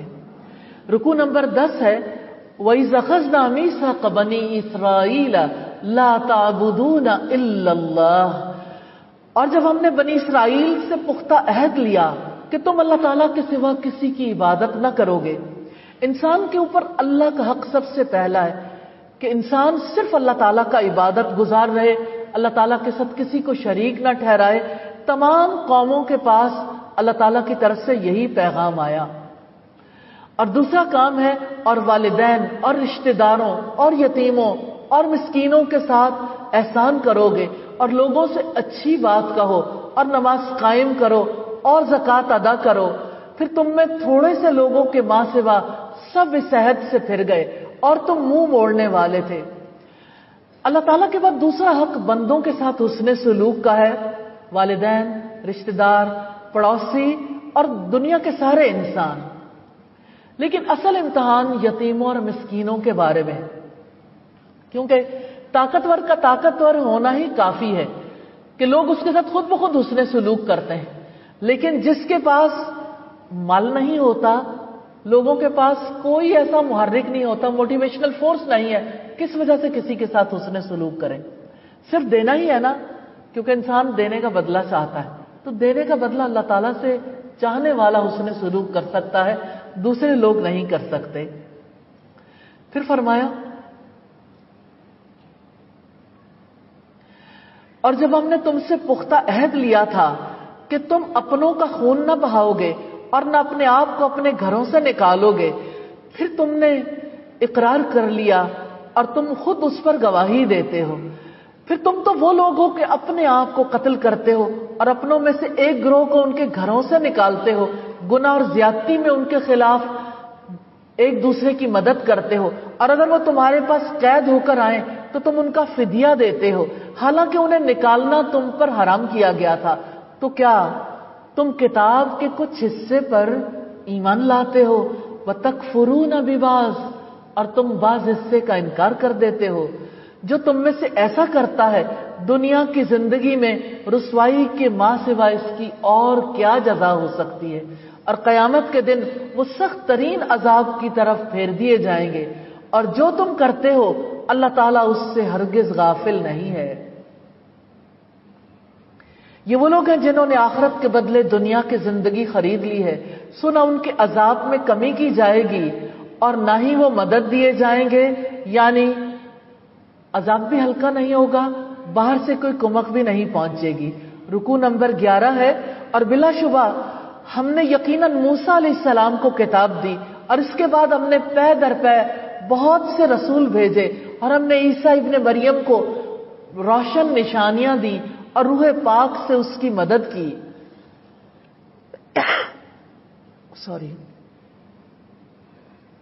تو کیا جب کبھی تمہارے پاس کوئی رسول اس چیز کے ساتھ آیا جو تمہارے دل نہیں چاہتے تھے، تم نے تکبر کیا، چنانچہ کسی گروہ کو تم نے جھٹلا دیا اور کسی کو قتل کر دیا. بنی اسرائیل کے خلاف اللہ تعالیٰ کی جانب سے چارج شیٹ ہے کہ دیکھو تم تو انبیاء کو بھی قتل کرتے رہے ہو، اور انہوں نے کہا کہ ہمارے دل غلاف میں ہیں، بلکہ اللہ تعالیٰ نے ان کے کفر کی وجہ سے ان پر لعنت کی، لہذا کم ہی ہے जिस पर वो ईमान लाते हैं। बात है दिल का गिलाफ में होना। कितने ही लोग हैं जो कहते हैं कि हम पर इर्द गिर्द का माहौल असरअंदाज नहीं होता। लोगों का अकीदा कितना ही गलत हो, हमारा अकीदा गलत नहीं हो सकता। असल में ये गिलाफ में होना तासुब की बात है। तासुब को कोई अकीदे की पुख्तगी का नाम दे तो ये खूबी नहीं है। आज भी मुआशरे के कितने ही लोग हैं जो कहते हैं बुरा माहौल हम पर असरअंदाज नहीं होता। कौन है जो इससे बच सकता? रसूलुल्लाह फरमाया करते थे, मेरे सामने मेरे साथियों की बुराई ना किया करो, क्योंकि मैं नहीं चाहता कि मेरा दिल इसके बारे में, अपने साथियों के बारे में बुरा हो जाए। और जब अल्लाह ताला की तरफ से उनके पास एक किताब आ गई जो उसकी तस्दीक करने वाली है जो उनके पास है, हालांकि वो इससे पहले काफिरों पर फतह मांगा करते थे, फिर जब वो चीज उनके पास आ गई जिसे उन्होंने पहचान लिया तो उन्होंने उसके साथ कुफ्र किया। कुफ्र करने वालों पर अल्लाह ताला की लानत है। कितनी अजीब बात है, नुज़ूल किताब पर कोई ये हिस्सा ले ले कि अल्लाह की किताब ही का इनकार कर दे। कितने ही इंसान है जो जुबान से इनकार नहीं करते लेकिन अमल उनका इनकार करता है। बुरी है वो जिसके बदले में उन्होंने अपने आप को बेच डाला कि वो इनकार कर दे उसका जो अल्लाह ताला ने नाजिल किया, उस जिद की वजह से कि अल्लाह ताला अपना कुछ फजल अपने बंदों में से जिस पर चाहता है नाजिल करता है। यहूद को इस बात की तकलीफ थी कि नबुव्वत बनी इसराइल की बजाय बनी इस्माइल के पास क्यों आई। फिर वो गजब पर गजब लेकर लौटे और काफिरों के लिए तौहीन आमेज अजाब है। और जब उनसे कहा जाता है कि उस पर ईमान लाओ जो अल्लाह ताला ने नाजिल किया है, तो कहते हैं कि हम तो उस पर ईमान रखते हैं जो हम पर नाजिल किया गया। इसे तासुब कहते हैं। और जो उसके अलावा है उसका वो कुफ्र करते हैं, हालांकि वो हक है जो उनके पास है, उसकी तस्दीक करने वाला है। कह दो कि अगर तुम ईमान लाने वाले थे तो इससे पहले अंबिया को क्यों कत्ल करते थे? यानी अंबिया के कातिल हक पर कैसे हो सकते हैं?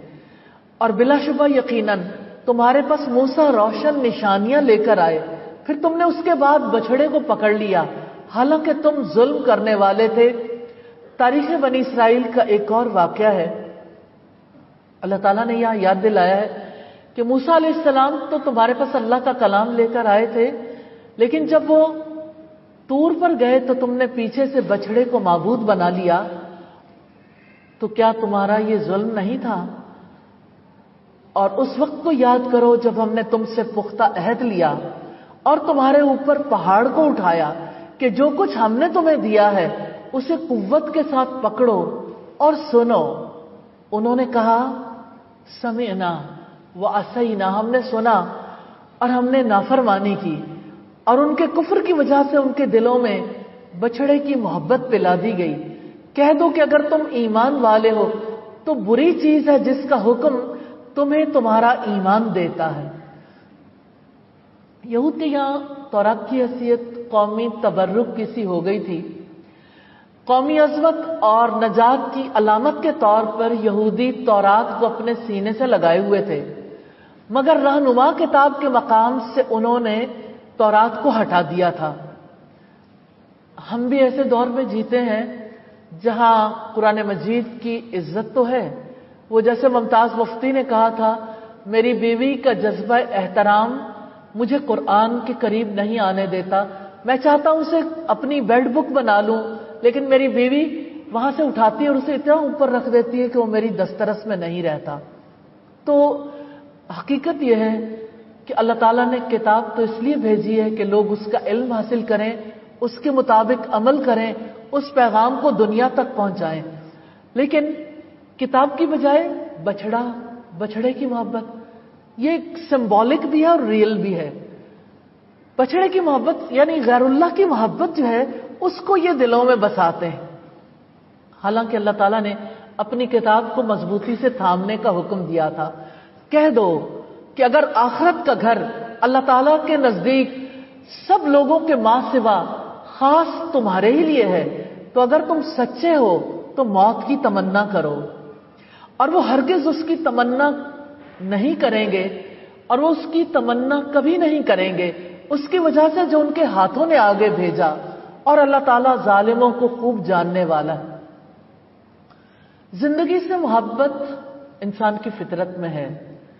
کوئی انسان زندگی ہارنا نہیں چاہتا، لیکن ایسی حالت میں زندگی سے محبت جو ذلت کی حالت ہو. ہر حالت میں کوئی جینا چاہے، چاہے وہ ذلت کی زندگی ہو یا عزت کی زندگی ہو. تو یہودی ایسی قوم ہے جو ہر حال میں جینا چاہتے تھے. اور اس کی وجہ کیا ہے؟ رب العزت نے فرمایا اور آپ انہیں لوگوں میں سب سے زیادہ زندگی کے لیے حریص پاؤ گے، اور ان لوگوں سے بھی زیادہ جنہوں نے شرک کیا. ان کا ہر ایک یہ چاہتا ہے کہ کاش اسے 1000 برس کی عمر دے دی جائے، حالانکہ وہ اسے عذاب سے بچانے والی نہیں، یہ کہ اسے لمبی عمر دی جائے. اور اللہ تعالیٰ خوب دیکھنے والا ہے جو وہ عمل کرتے ہیں. رکوع نمبر 12 ہے اور بڑا امپورٹنٹ رکوع ہے.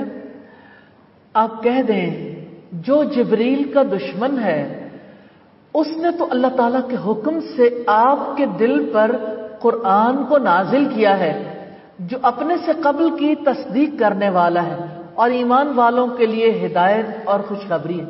یہودیوں کا یہ خیال ہے کہ جبریل علیہ السلام ان کے دشمن ہیں. یہ آیت یہودیوں کے عقیدے کی تردید میں نازل ہوئی ہے کہ جبریل ان کے دشمن نہیں ہیں. جبریل علیہ السلام نے یہودیوں کی سرکشی پر انہیں 12 سزائیں دی تھیں. اللہ تعالیٰ کا یہ طریقہ کار رہا ہے، عذاب سے پہلے جبریل علیہ السلام کو بھیجا کرتے تھے تاکہ وہ جا کے بتائیں کہ اب عذاب آنے والا ہے. اس خبر کا مقصد تو یہ تھا کہ لوگ اپنی اصلاح کر لیں، لیکن انہوں نے خبر لانے والے کو ہی اپنا دشمن بنا لیا. من کان عدوا للہ وملائکتہ ورسلہ وجبریل ومیکال فإن اللہ عدو للکافرین. جو کوئی اللہ تعالیٰ کا، اس کے فرشتوں کا، اس کے رسولوں کا اور جبریل علیہ السلام کا اور میکائیل علیہ السلام کا دشمن ہے تو یقیناً اللہ تعالیٰ کافروں کا دشمن ہے. یہ آیت یہودیوں کے عقیدے کی تردید میں نازل ہوئی ہے کہ جو کوئی فرشتوں کا دشمن ہے تو اللہ تعالیٰ کافروں کا دشمن ہے. یقیناً انہوں نے فرشتوں کا انکار کیا اور اس اعتبار سے کافر ٹھہرے. اور بلا شبہ یقیناً ہم نے آپ پر واضح آیات نازل کی ہیں، اس کا انکار فاسقوں کے سوا کوئی نہیں کرتا. کیا جب کبھی انہوں نے کوئی عہد کیا تو ان میں سے ایک گروہ نے اس کو پھینک دیا، بلکہ ان میں سے اکثر ایمان نہیں رکھتے. نفس پرستی کی وجہ سے، آبا کی تقلید کی وجہ سے، قومی عصبیت کی وجہ سے انہوں نے کچھ نمائشی قسم کے کاموں کو مذہب سمجھ لیا اور اللہ کی کتاب پر عمل کرنے سے گریزاں ہو گئے. اور جب ان کے پاس اللہ تعالیٰ کی طرف سے کوئی رسول آیا جو اس چیز کی تصدیق کرنے والا ہے جو ان کے پاس ہے، تو ان لوگوں میں سے ایک گروہ نے جنہیں کتاب دی گئی تھی اللہ تعالیٰ کی کتاب کو اپنی پشتوں کے پیچھے پھینک دیا. گویا وہ جانتے ہی نہیں. نزول کتاب پر رغبت ہونی چاہیے تھی لیکن یہ بے رغبتی میں مبتلا ہو گئے. گویا جانتے ہی نہیں کہ تورات میں محمد صلی اللہ علیہ وسلم کے بارے میں جو کچھ آیا ہے وہ حق ہے. انہیں حکم دیا گیا تھا محمد صلی اللہ علیہ وسلم کی اتباع کا اور وہ اتباع چھوڑ بیٹھے تھے. پھر انہوں نے کلام اللہ کو چھوڑ کر کیا اپنایا؟ عجیب معاملہ ہے جس کا عقدہ رب العزت نے کھولا ہے. وَاتَّبَعُوا مَا تَتْلُو الشَّيَاطِينُ عَلَى مُلْكِ سُلَيْمَانَ. اور وہ اس چیز کے پیچھے لگ گئے جسے شیاطین سلیمان علیہ السلام کی بادشاہت میں پڑھا کرتے تھے. وہ کیا چیز تھی؟ جادو. ایک اللہ کا کلام ہے اور دوسرا جادو کا کلام ہے. اور سلیمان علیہ السلام نے کفر نہیں کیا. اللہ تعالیٰ نے واشگف بتا دیا کہ جادو کفر ہے کیونکہ سلیمان علیہ السلام نے کفر نہیں کیا. لیکن شیاطین نے کفر کیا. یعلمون الناس السحر. وہ لوگوں کو جادو سکھاتے تھے. اور جو بابل میں 2 فرشتوں ہاروت اور ماروت پر نازل کیا گیا، حالانکہ وہ دونوں کسی ایک کو نہیں سکھاتے تھے جب تک وہ یہ نہ کہہ دیتے کہ ہم یقیناً آزمائش ہیں، چنانچہ تو کفر نہ کر۔ پھر بھی وہ ان دونوں سے وہ چیز سیکھتے تھے جس سے شوہر اور اس کی بیوی میں جدائی ڈالتے تھے، حالانکہ اس کے ساتھ اللہ تعالیٰ کے اذن کے بغیر اس میں سے کسی ایک کو بھی ہرگز ضرر پہنچانے والے نہیں تھے، اور وہ ایسا علم سیکھتے تھے جو انہیں نقصان پہنچاتا تھا اور انہیں فائدہ نہیں دیتا تھا، حالانکہ یقیناً وہ جانتے تھے کہ جس نے اس کو خریدا اس کے لیے آخرت میں کوئی حصہ نہیں، اور یقیناً برا ہے جس کے بدلے انہوں نے اپنے آپ کو بیچ ڈالا، کاش وہ جانتے ہوتے۔ یہود سلیمان علیہ السلام کے دور میں جادو کے پیچھے لگ گئے تھے۔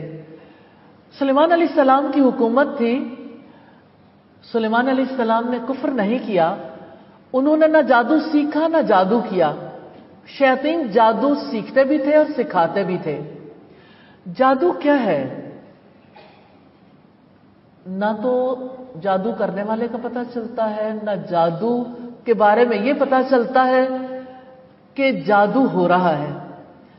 سحر دراصل یا جادو وہ عمل ہے جس میں پہلے شیطان کا قرب حاصل کیا جاتا ہے، پھر اس سے مدد لی جاتی ہے۔ جادوگر اور کاہن کے بارے میں رسول اللہ نے فرمایا جو ان کے پاس جاتا ہے اس شریعت کا انکار کرتا ہے جو محمد صلی اللہ علیہ وسلم لے کر آئے، اور آپ نے فرمایا 7 مہلک گناہوں سے بچو، اور ان میں سے ایک گناہ جادو بھی ہے۔ اور سیدنا عمران بن حسین سے روایت ہے رسول اللہ نے فرمایا وہ شخص ہم میں سے نہیں جو بدفالی کرے یا اس کے لیے بدفالی کی جائے، یا جو کہانت کرے یا اس کے لیے کہانت کی جائے، یا جو جادو کرے یا اس کے لیے جادو کیا جائے۔ اور جو شخص کسی کاہن کے پاس گیا جو مستقبل کی خبریں بتاتے ہیں تو اس نے اس شریعت کا انکار کیا جو محمد صلی اللہ علیہ وسلم لے کر آئے۔ اور بابل شہر میں 2 فرشتوں کو اللہ تعالیٰ نے بھیجا تھا، ہاروت اور ماروت نامی، لوگوں کے لیے ٹیسٹ کیس بنا کر، لوگوں کی آزمائش اور امتحان کے لیے۔ یہود اپنے زوال کے دور میں توہم پرستی کی وجہ سے جادو کی طرف متوجہ ہو گئے تھے، اور وہ اہل علم سے اصل علم نہیں سیکھتے تھے، ایسا علم سیکھتے تھے جو انہیں نفع نہیں پہنچاتا تھا، نقصان پہنچاتا تھا۔ اور جادو کس لیے کرتے تھے؟ تاکہ شوہر اور بیوی جدا ہو جائیں، یعنی جوڑنے کے لیے نہیں، توڑنے کے لیے۔ اور جو کچھ وہ جادو کے ذریعے کرتے تھے اس کی وجہ سے آخرت میں ان کا کوئی حصہ باقی نہیں رہ گیا۔ تو دین چھوڑ کر جادو اختیار کرنا بدترین کام ہے، اس کا اتنا بھاری نقصان ہے جس کی کوئی حد نہیں۔ اور اگر وہ ایمان لاتے اور تقوی اختیار کرتے تو اللہ تعالیٰ کی جانب سے یقیناً بہتر ثواب ملتا، کاش وہ جانتے ہوتے۔ یعنی اگر وہ اپنی کتابوں پر جس میں محمد صلی اللہ علیہ وسلم کی بشارتیں موجود ہیں ان پر ایمان لاتے، نبی صلی اللہ علیہ وسلم کو مان لیتے، احکامات کی اطاعت کرتے، حرام کاموں سے بچتے تو انہیں بہتر صلہ ملتا۔ لیکن انہوں نے جادو میں تاثیر تسلیم کی۔ اس میں کوئی شک نہیں، جادو برحق ہے، جادو ہوتا ہے، لیکن ایک ایمان والے کو زیب نہیں دیتا کہ وہ یہ یقین رکھے کہ جادو کا عمل خود سے خود اثر انداز ہو جاتا ہے۔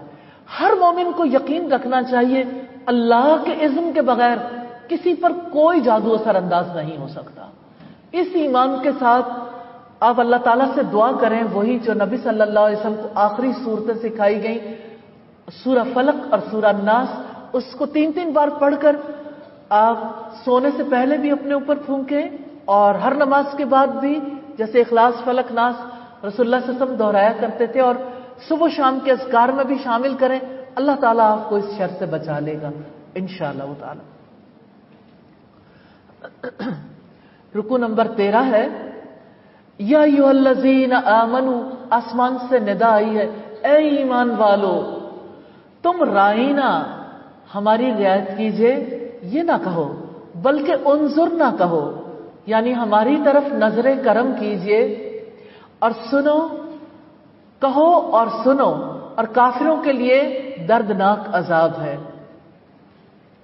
نبی صلی اللہ علیہ وسلم کو مخاطب کر کے مجلس کے آداب سکھائے گئے۔ اللہ تعالیٰ نے ایمان والوں کو اس طرح مخاطب کرنے سے روک دیا جس سے توہین رسالت کا یہ دروازہ ہی بند ہو جائے۔ اس آیت میں جائز کام سے اس وقت روکنے کی دلیل ہے جب وہ کسی حرام کام کا وسیلہ ہو۔ اس آیت میں برے الفاظ کو چھوڑنے کی تاکید ہے۔ اہل کتاب میں سے جن لوگوں نے کفر کیا، نہ وہ پسند کرتے ہیں اور نہ مشرکین کہ آپ پر آپ کے رب کی جانب سے کوئی بھلائی نازل کیجیے۔ آپ پر آپ کے رب کی جانب سے کوئی بھلائی نازل کی جائے، اور اللہ تعالیٰ اپنی رحمت کے ساتھ جسے چاہتا ہے خاص کر لیتا ہے، اور اللہ تعالیٰ بہت بڑے فضل والا ہے۔ کیا آپ کا دل یقین کرتا ہے کہ اللہ تعالیٰ کا فضل بہت بڑا ہے؟ جس کا دل یقین کرتا ہے اس کے ہاتھ دعا کے لیے اٹھتے ہیں۔ وہ اپنے رب کو اپنی ساری امیدوں کا مرکز بنا لیتا ہے۔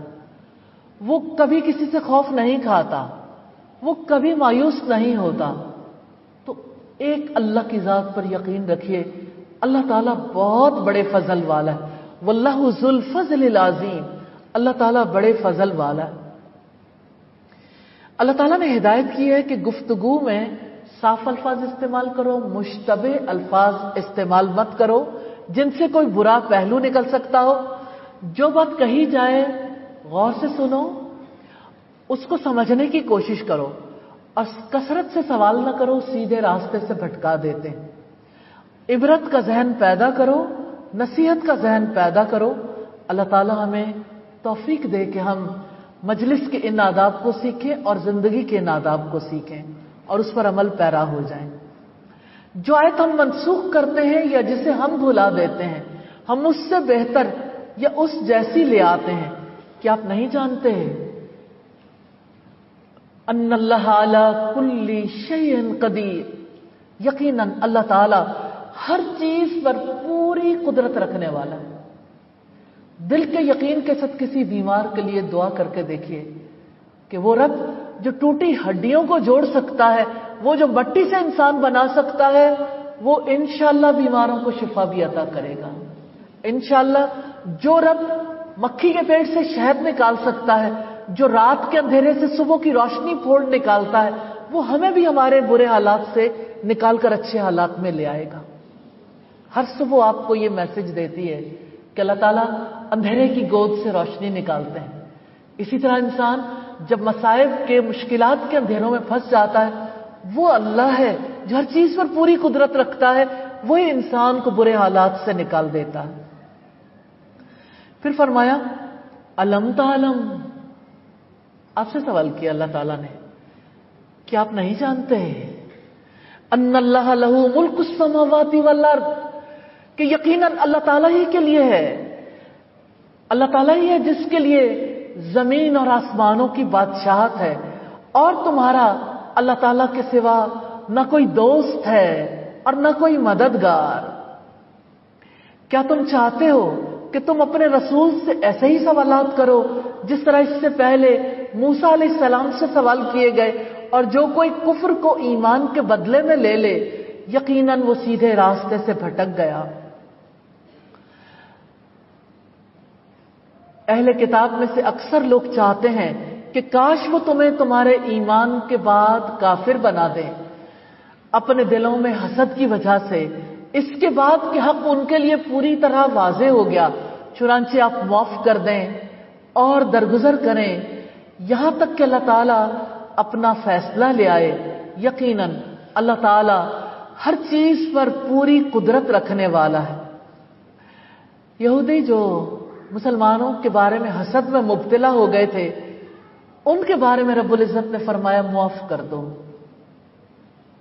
forgive and forget، بھول جاؤ، معاف کر دو۔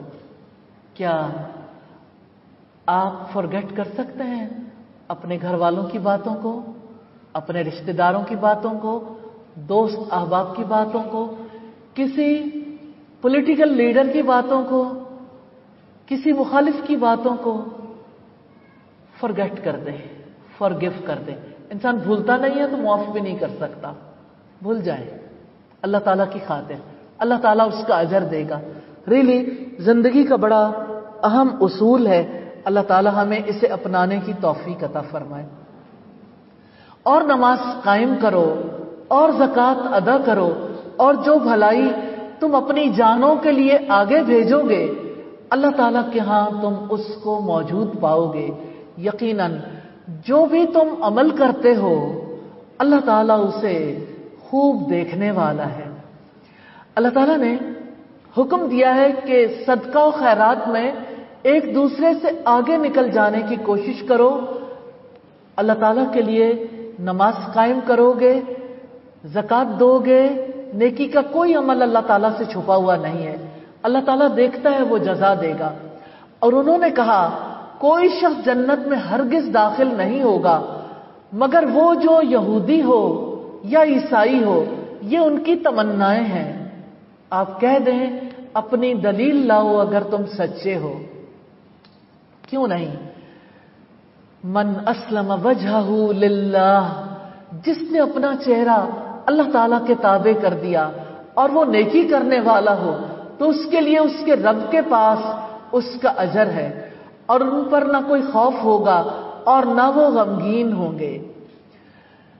جس نے اپنے دل کو اللہ تعالیٰ کی طرف متوجہ کر لیا. کیا آپ نے اپنے دل کو اللہ تعالیٰ کی طرف متوجہ کر لیا؟ یہ ثبوت ہے کہ آپ اللہ کی کتاب کی طرف متوجہ ہیں. آپ کا دل متوجہ، اللہ تعالیٰ سے اور مانگیے. یعنی جس نے اپنے اعمال کو اللہ تعالیٰ کے لیے خالص کر لیا،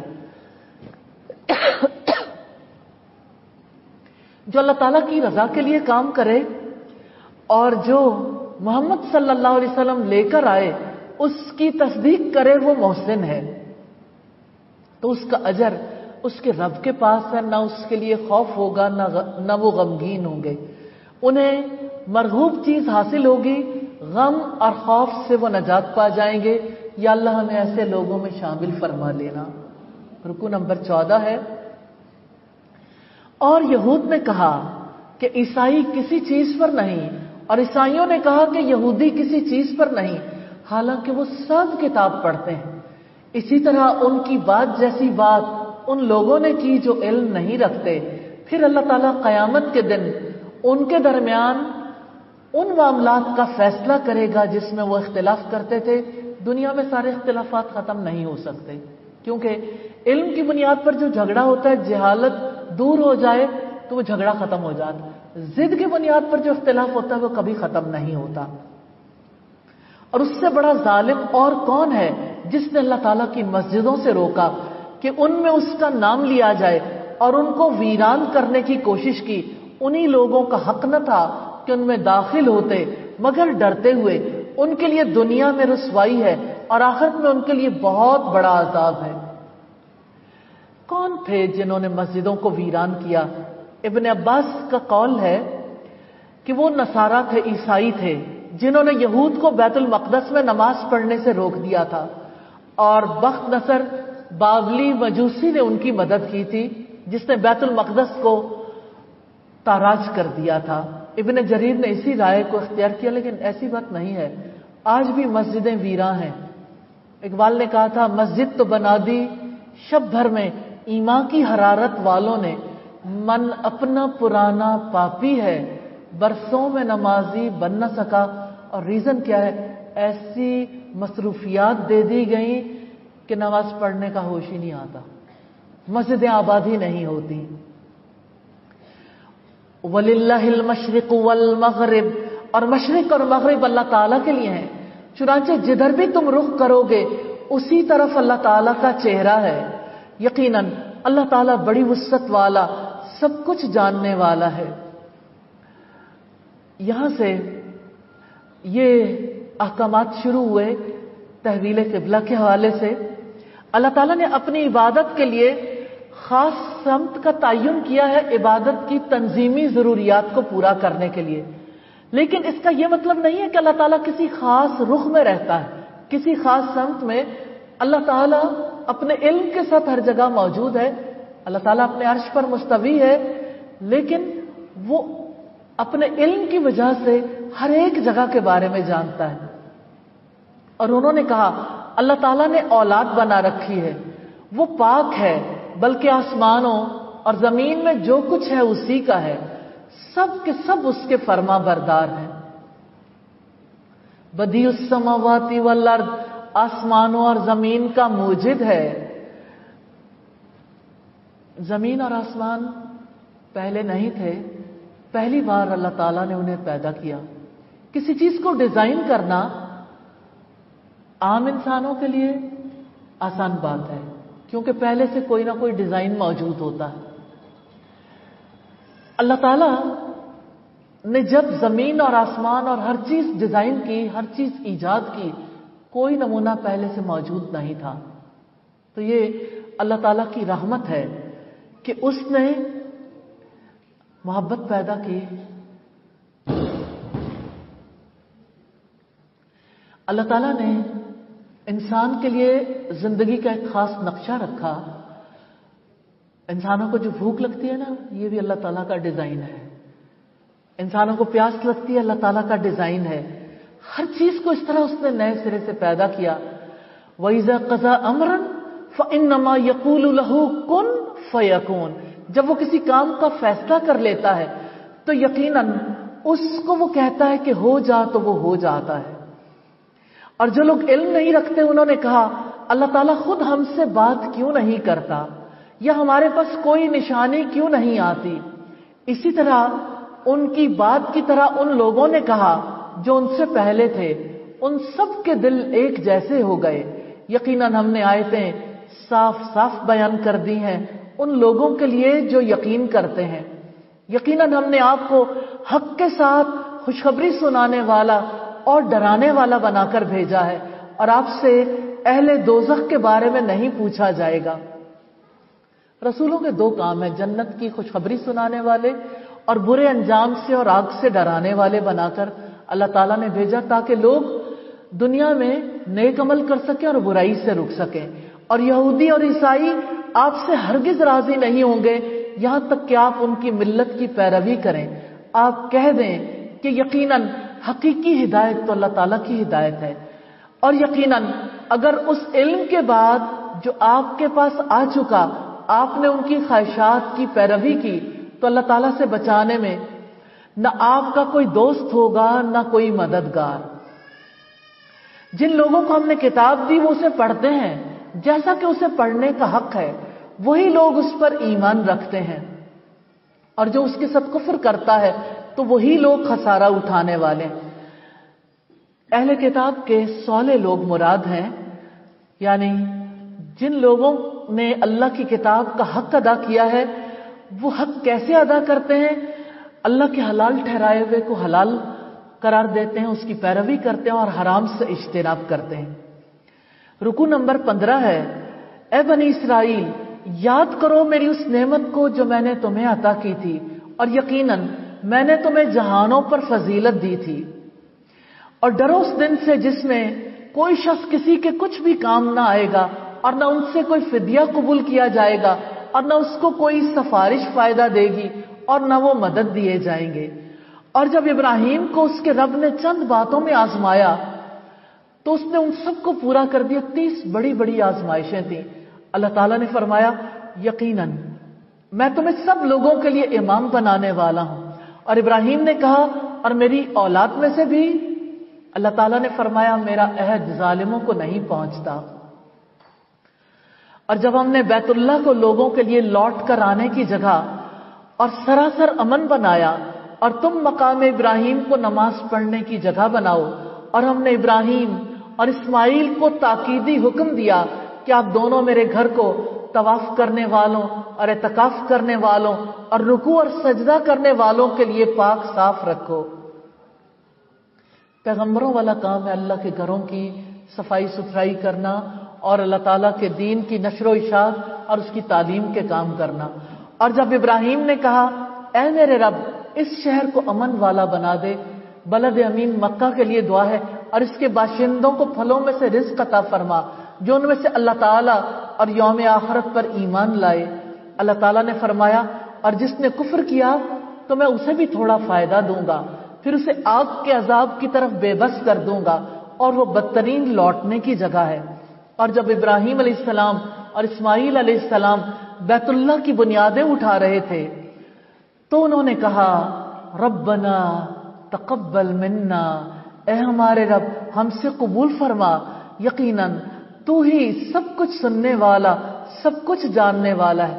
اے ہمارے رب ہمیں اپنے لیے فرما بردار بنا اور ہماری اولاد میں سے بھی ایک امت اپنے لیے فرما بردار بنا اور ہمیں ہماری عبادت کے طریقے دکھا اور ہماری توبہ قبول فرما، یقیناً تو بڑا توبہ قبول کرنے والا ہے، نہایت رحم والا ہے۔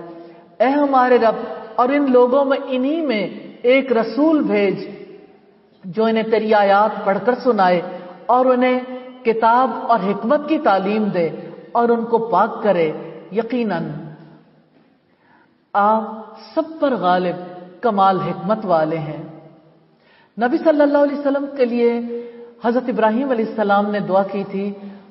آپ صلی اللہ علیہ وسلم کہتے تھے کہ میں اپنے باپ ابراہیم کی دعا اور اپنے بھائی عیسیٰ علیہ السلام کی خوشخبری ہوں۔ دعا کا آخری حصہ ہے جس میں ابراہیم علیہ السلام اپنے رب سے کہتے ہیں آپ جانتے ہیں اس امت کی تنظیم کس طرح سے ہوگی، میں نہیں جانتا یہ مرکز جو سب انسانوں کے لیے بیت اللہ یہ کیسے آباد ہوگا، آپ کے پاس تو سارا اقتدار ہے، آپ ایک رسول مبعوث کر دیں جو انہیں تعلیم دے اور اس طرح خیر کا سلسلہ جاری ہو جائے۔ یاد رکھیے کہ اللہ کے گھر علم کی وجہ سے آباد ہوتے ہیں اور انسانی معاشرے اللہ کی کتاب کی وجہ سے سنورتے ہیں۔ رکوع نمبر 16 ہے، اور کون ہے جو ابراہیم کی ملت سے منہ موڑے مگر وہی جس نے خود کو بے وقوف بنا لیا ہو، حالانکہ ہم نے اسے یعنی ابراہیم علیہ السلام کو دنیا میں چن لیا تھا اور بلا شبہ وہ یقیناً آخرت میں صالحین میں سے ہوگا۔ ملت ابراہیم سے مراد ابراہیم علیہ السلام کا طریقہ یعنی خالص اور واضح اسلام ہے، اللہ تعالیٰ کی فرما برداری کا واضح طریقہ ہے۔ جب اس کے رب نے اس سے کہا اسلم، فرما بردار ہو جاؤ، قال اسلمت لرب العالمین، اس نے کہا میں جہانوں کے رب کا فرما بردار ہو گیا۔ حکم تو ہمارے لیے بھی ہے، مثالیں اسی لیے دی جاتی ہیں کہ مثالوں سے لوگ سمجھ جائیں۔ آپ سے سوال کرنا چاہتی ہوں، آپ کے رب نے آپ سے پوچھا ہے کہ آپ فرما بردار ہو گئے؟ آپ کا جواب کیا ہونا چاہیے؟ اسلمت لرب العالمین، سب کہیے اسلمت لرب العالمین، میں اپنے رب العالمین کی فرما بردار ہو گئی، یعنی میں نے اس کی بات مان لی، اس کا طریقہ مان لیا، یا اللہ توفیق دینا۔ اور اس کی وصیت ابراہیم علیہ السلام نے اپنے بیٹوں کو کی اور یعقوب نے بھی، اے میرے بیٹو یقیناً اللہ تعالیٰ نے تمہارے لیے دین کو منتخب کیا ہے، تو ہرگز نہ تم مرنا مگر اس حال میں کہ تم فرما بردار ہو۔ کیا تم اس وقت موجود تھے جب یعقوب علیہ السلام کو موت آئی، جب اس نے اپنے بیٹوں سے کہا ما تعبدون من بعدی، میرے بعد تم کس کی عبادت کرو گے؟ انہوں نے کہا ہم آپ کے معبود اور آپ کے آبا ابراہیم، اسماعیل اور اسحاق علیہ السلام کے معبود کی عبادت کریں گے جو ایک ہی معبود ہے، وَنَحْنُ لَهُ مُسْلِمُونَ، اور ہم اس کے لیے فرما بردار ہیں۔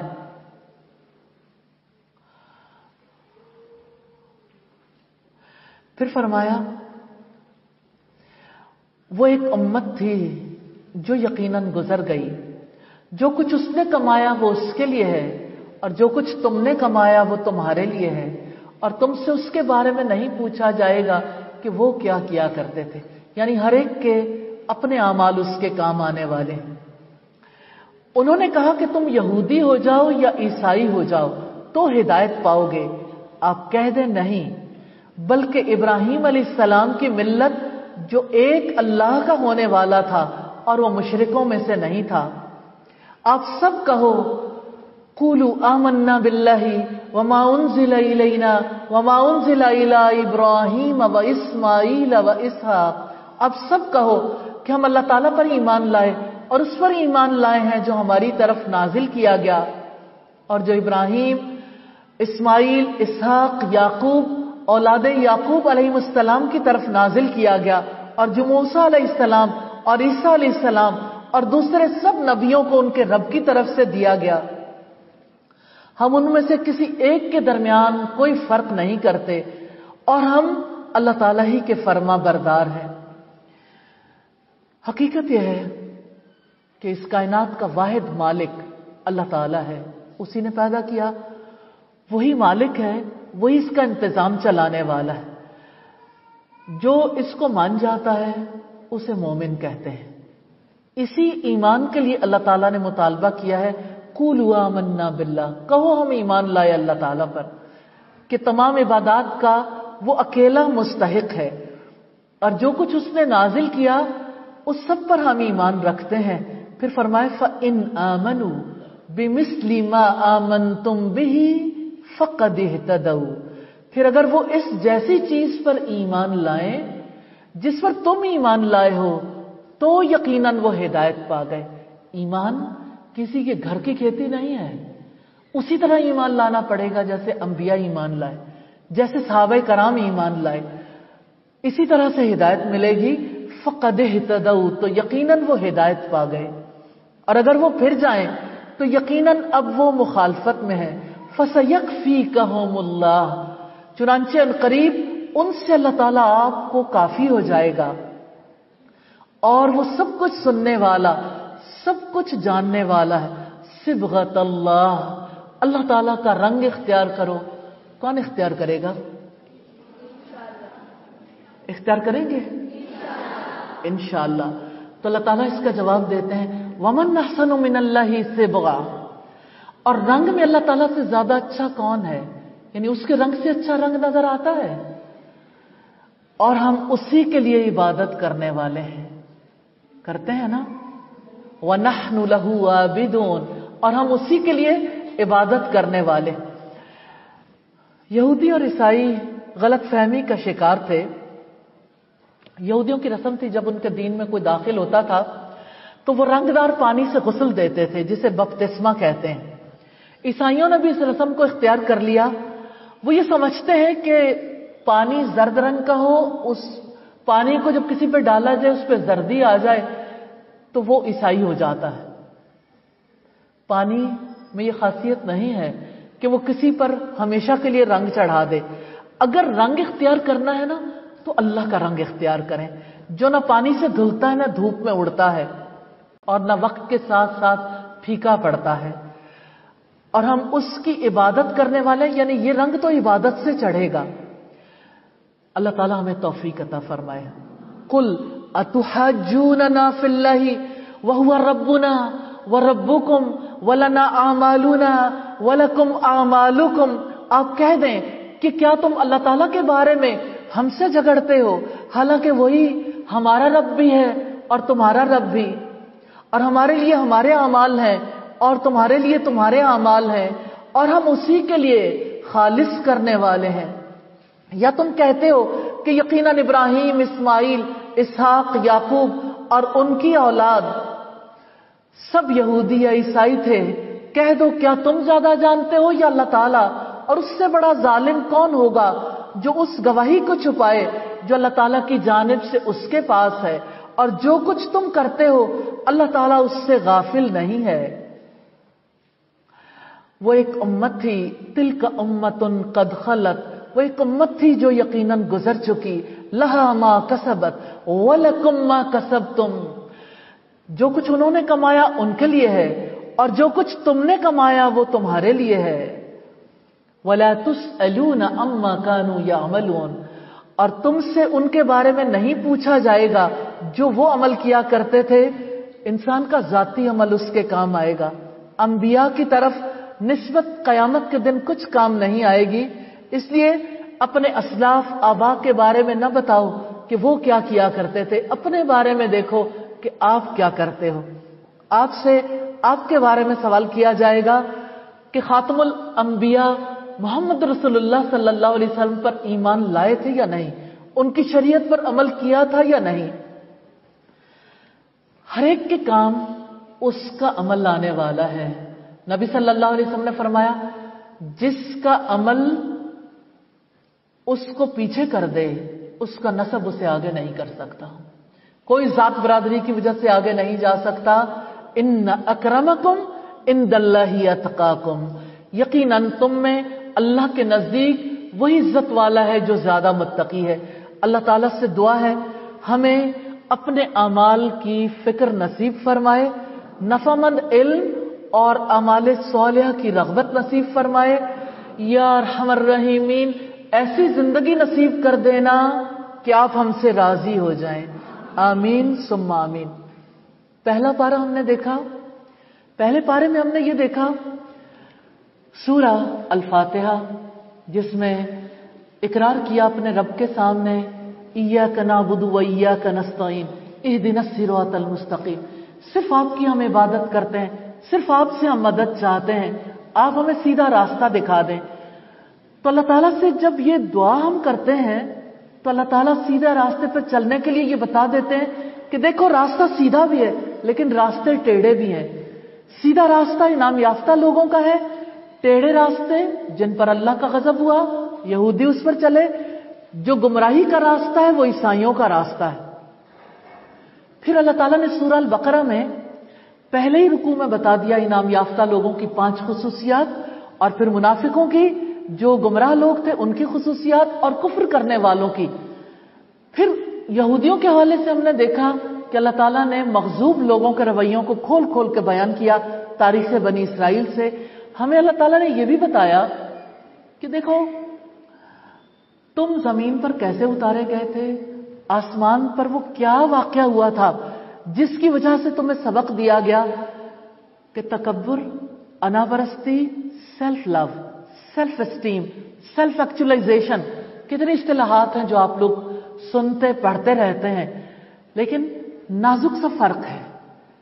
اللہ تعالیٰ ذلت نہیں چاہتے، یہ نہیں چاہتے کہ آپ اپنی ذات کو اگنور کر دیں، لیکن ذات کو بت مت بنائیں۔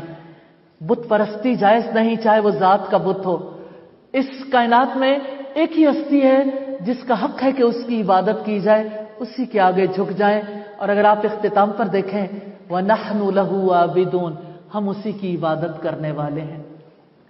تحویل قبلہ کے حوالے سے واقعات کا آغاز ہوا تو ابراہیم علیہ السلام کا تذکرہ ہم نے دیکھا، اور پھر ان کی نسل میں کس طرح سے یہ سلسلہ جاری ہوا، بنی اسماعیل میں بھی بنی اسرائیل میں بھی۔ ہمیں اختتام پر جا کے ملتا ہے کہ کس طرح سے حضرت یعقوب نے اپنی اولاد سے یہ سوال کیا تھا، ما تعبدون من بعدی، میرے بعد تم کس کی عبادت کرو گے؟ تو انہوں نے کہا تھا آپ کے اور آپ کے آبا کے الہ کی۔ اب بنی اسرائیل کے پاس کیا جواز رہ جاتا ہے کہ ایک الہ کو چھوڑ کر وہ کسی اور کی عبادت کریں؟ اور اللہ تعالیٰ نے ہمیں یہ بتایا اگر تم اسی طرح سے ایمان لاؤ گے جیسے انبیاء ایمان لائے، صحابہ کرام ایمان لائے، تو ہدایت پاؤ گے۔ اور اللہ کا رنگ، آج کی خاص بات ہے، صبغت اللہ، اللہ کا رنگ جو پانی سے نہیں چڑھتا، اللہ کی عبادت سے چڑھتا ہے۔ یا اللہ توفیق دے دے۔ آئیے مختصر دعا کر لیتے ہیں۔ اللہ اکبر کبیرا والحمد للہ کثیرا وسبحان اللہ بکرۃ واسیلا سبحان اللہ وبحمدہ سبحان اللہ العظیم سبحان اللہ والحمد للہ ولا الہ الا اللہ واللہ اکبر ولا حول ولا قوة الا باللہ العلی العظیم۔ اللہم صلی علی محمد وعلى آل محمد كما صليت على إبراهيم وعلى آل إبراهيم إنك حميد مجيد۔ اللهم بارك على محمد وعلى آل محمد كما باركت على إبراهيم وعلى آل إبراهيم إنك حميد مجيد۔ ربنا آتنا في الدنيا حسنة وفي الآخرة حسنة وقنا عذاب النار۔ ربنا لا تزغ قلوبنا بعد إذ هديتنا وهب لنا من لدنك رحمة إنك أنت الوهاب۔ رب اغفر وارحم وأنت خير الراحمين۔ रब्बिरहमुमा कमा रब्बयानी सगीरा अल्लाहुम्मा हासिबना हिसाबन यसीरा अल्लाहुम्मा अर्जुकना हुब्बक व हुब्ब मन युहिब्बुक व हुब्ब अमली युक़र्रिबुना इला हुब्बिक या हय्यु या क़य्यूम बिरहमतिका नस्तगीस। ए जिंदा रहने वाले, ए कायम रहने वाले, हम तुझसे तेरी रहमत की फरियाद करते हैं। ए पाक परवरदिगार, हमारे गुनाहों, हमारी खताओं को माफ कर दीजिए। इलाही तेरी खातिर आए, तेरे कलाम की मोहब्बत में ए पाक परवरदिगार, तो इस पूरे कलाम को रिवाइज करने की तौफीक अता फरमा दे। इलाही तो हमारा चल के आना, बैठना, सुनना कबूल फरमा ले, और इलाही हमारे दिलों को अपनी मोहब्बत से भर दे। और इलाही हम आपका रंग इख्तियार करना चाहते हैं, पाक परवरदिगार हमें अपने रंग में रंग लीजिए। या अरहमर राहिमीन, आपसे इस्तिदा है इलाही, इस कुरान को सीखने और सिखाने के लिए जो कोई जहां कहीं कोशिशें कर रहा है, इलाही सबकी कोशिशों को कबूल फरमा लीजिए। और इलाही तेरे हबीब ने फरमाया था, खैरुकुम मन तअल्लमल कुरआन व अल्लमहु, तुम में से बेहतरीन लोग वो हैं जो खुद कुरान सीखें और दूसरों को सिखाएं।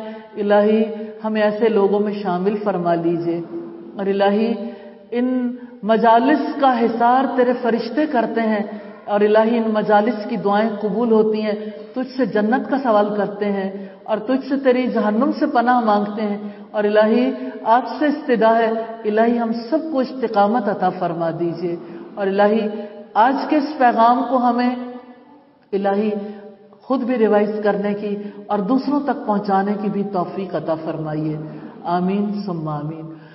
सुब्हानकल्लाहुम्मा व बिहम्दिका नशहदु अल्ला इलाहा इल्ला अंता नस्तगफिरुका व नतूबु इलैक। अस्सलामु अलैकुम व रहमतुल्लाहि व बरकातुहू।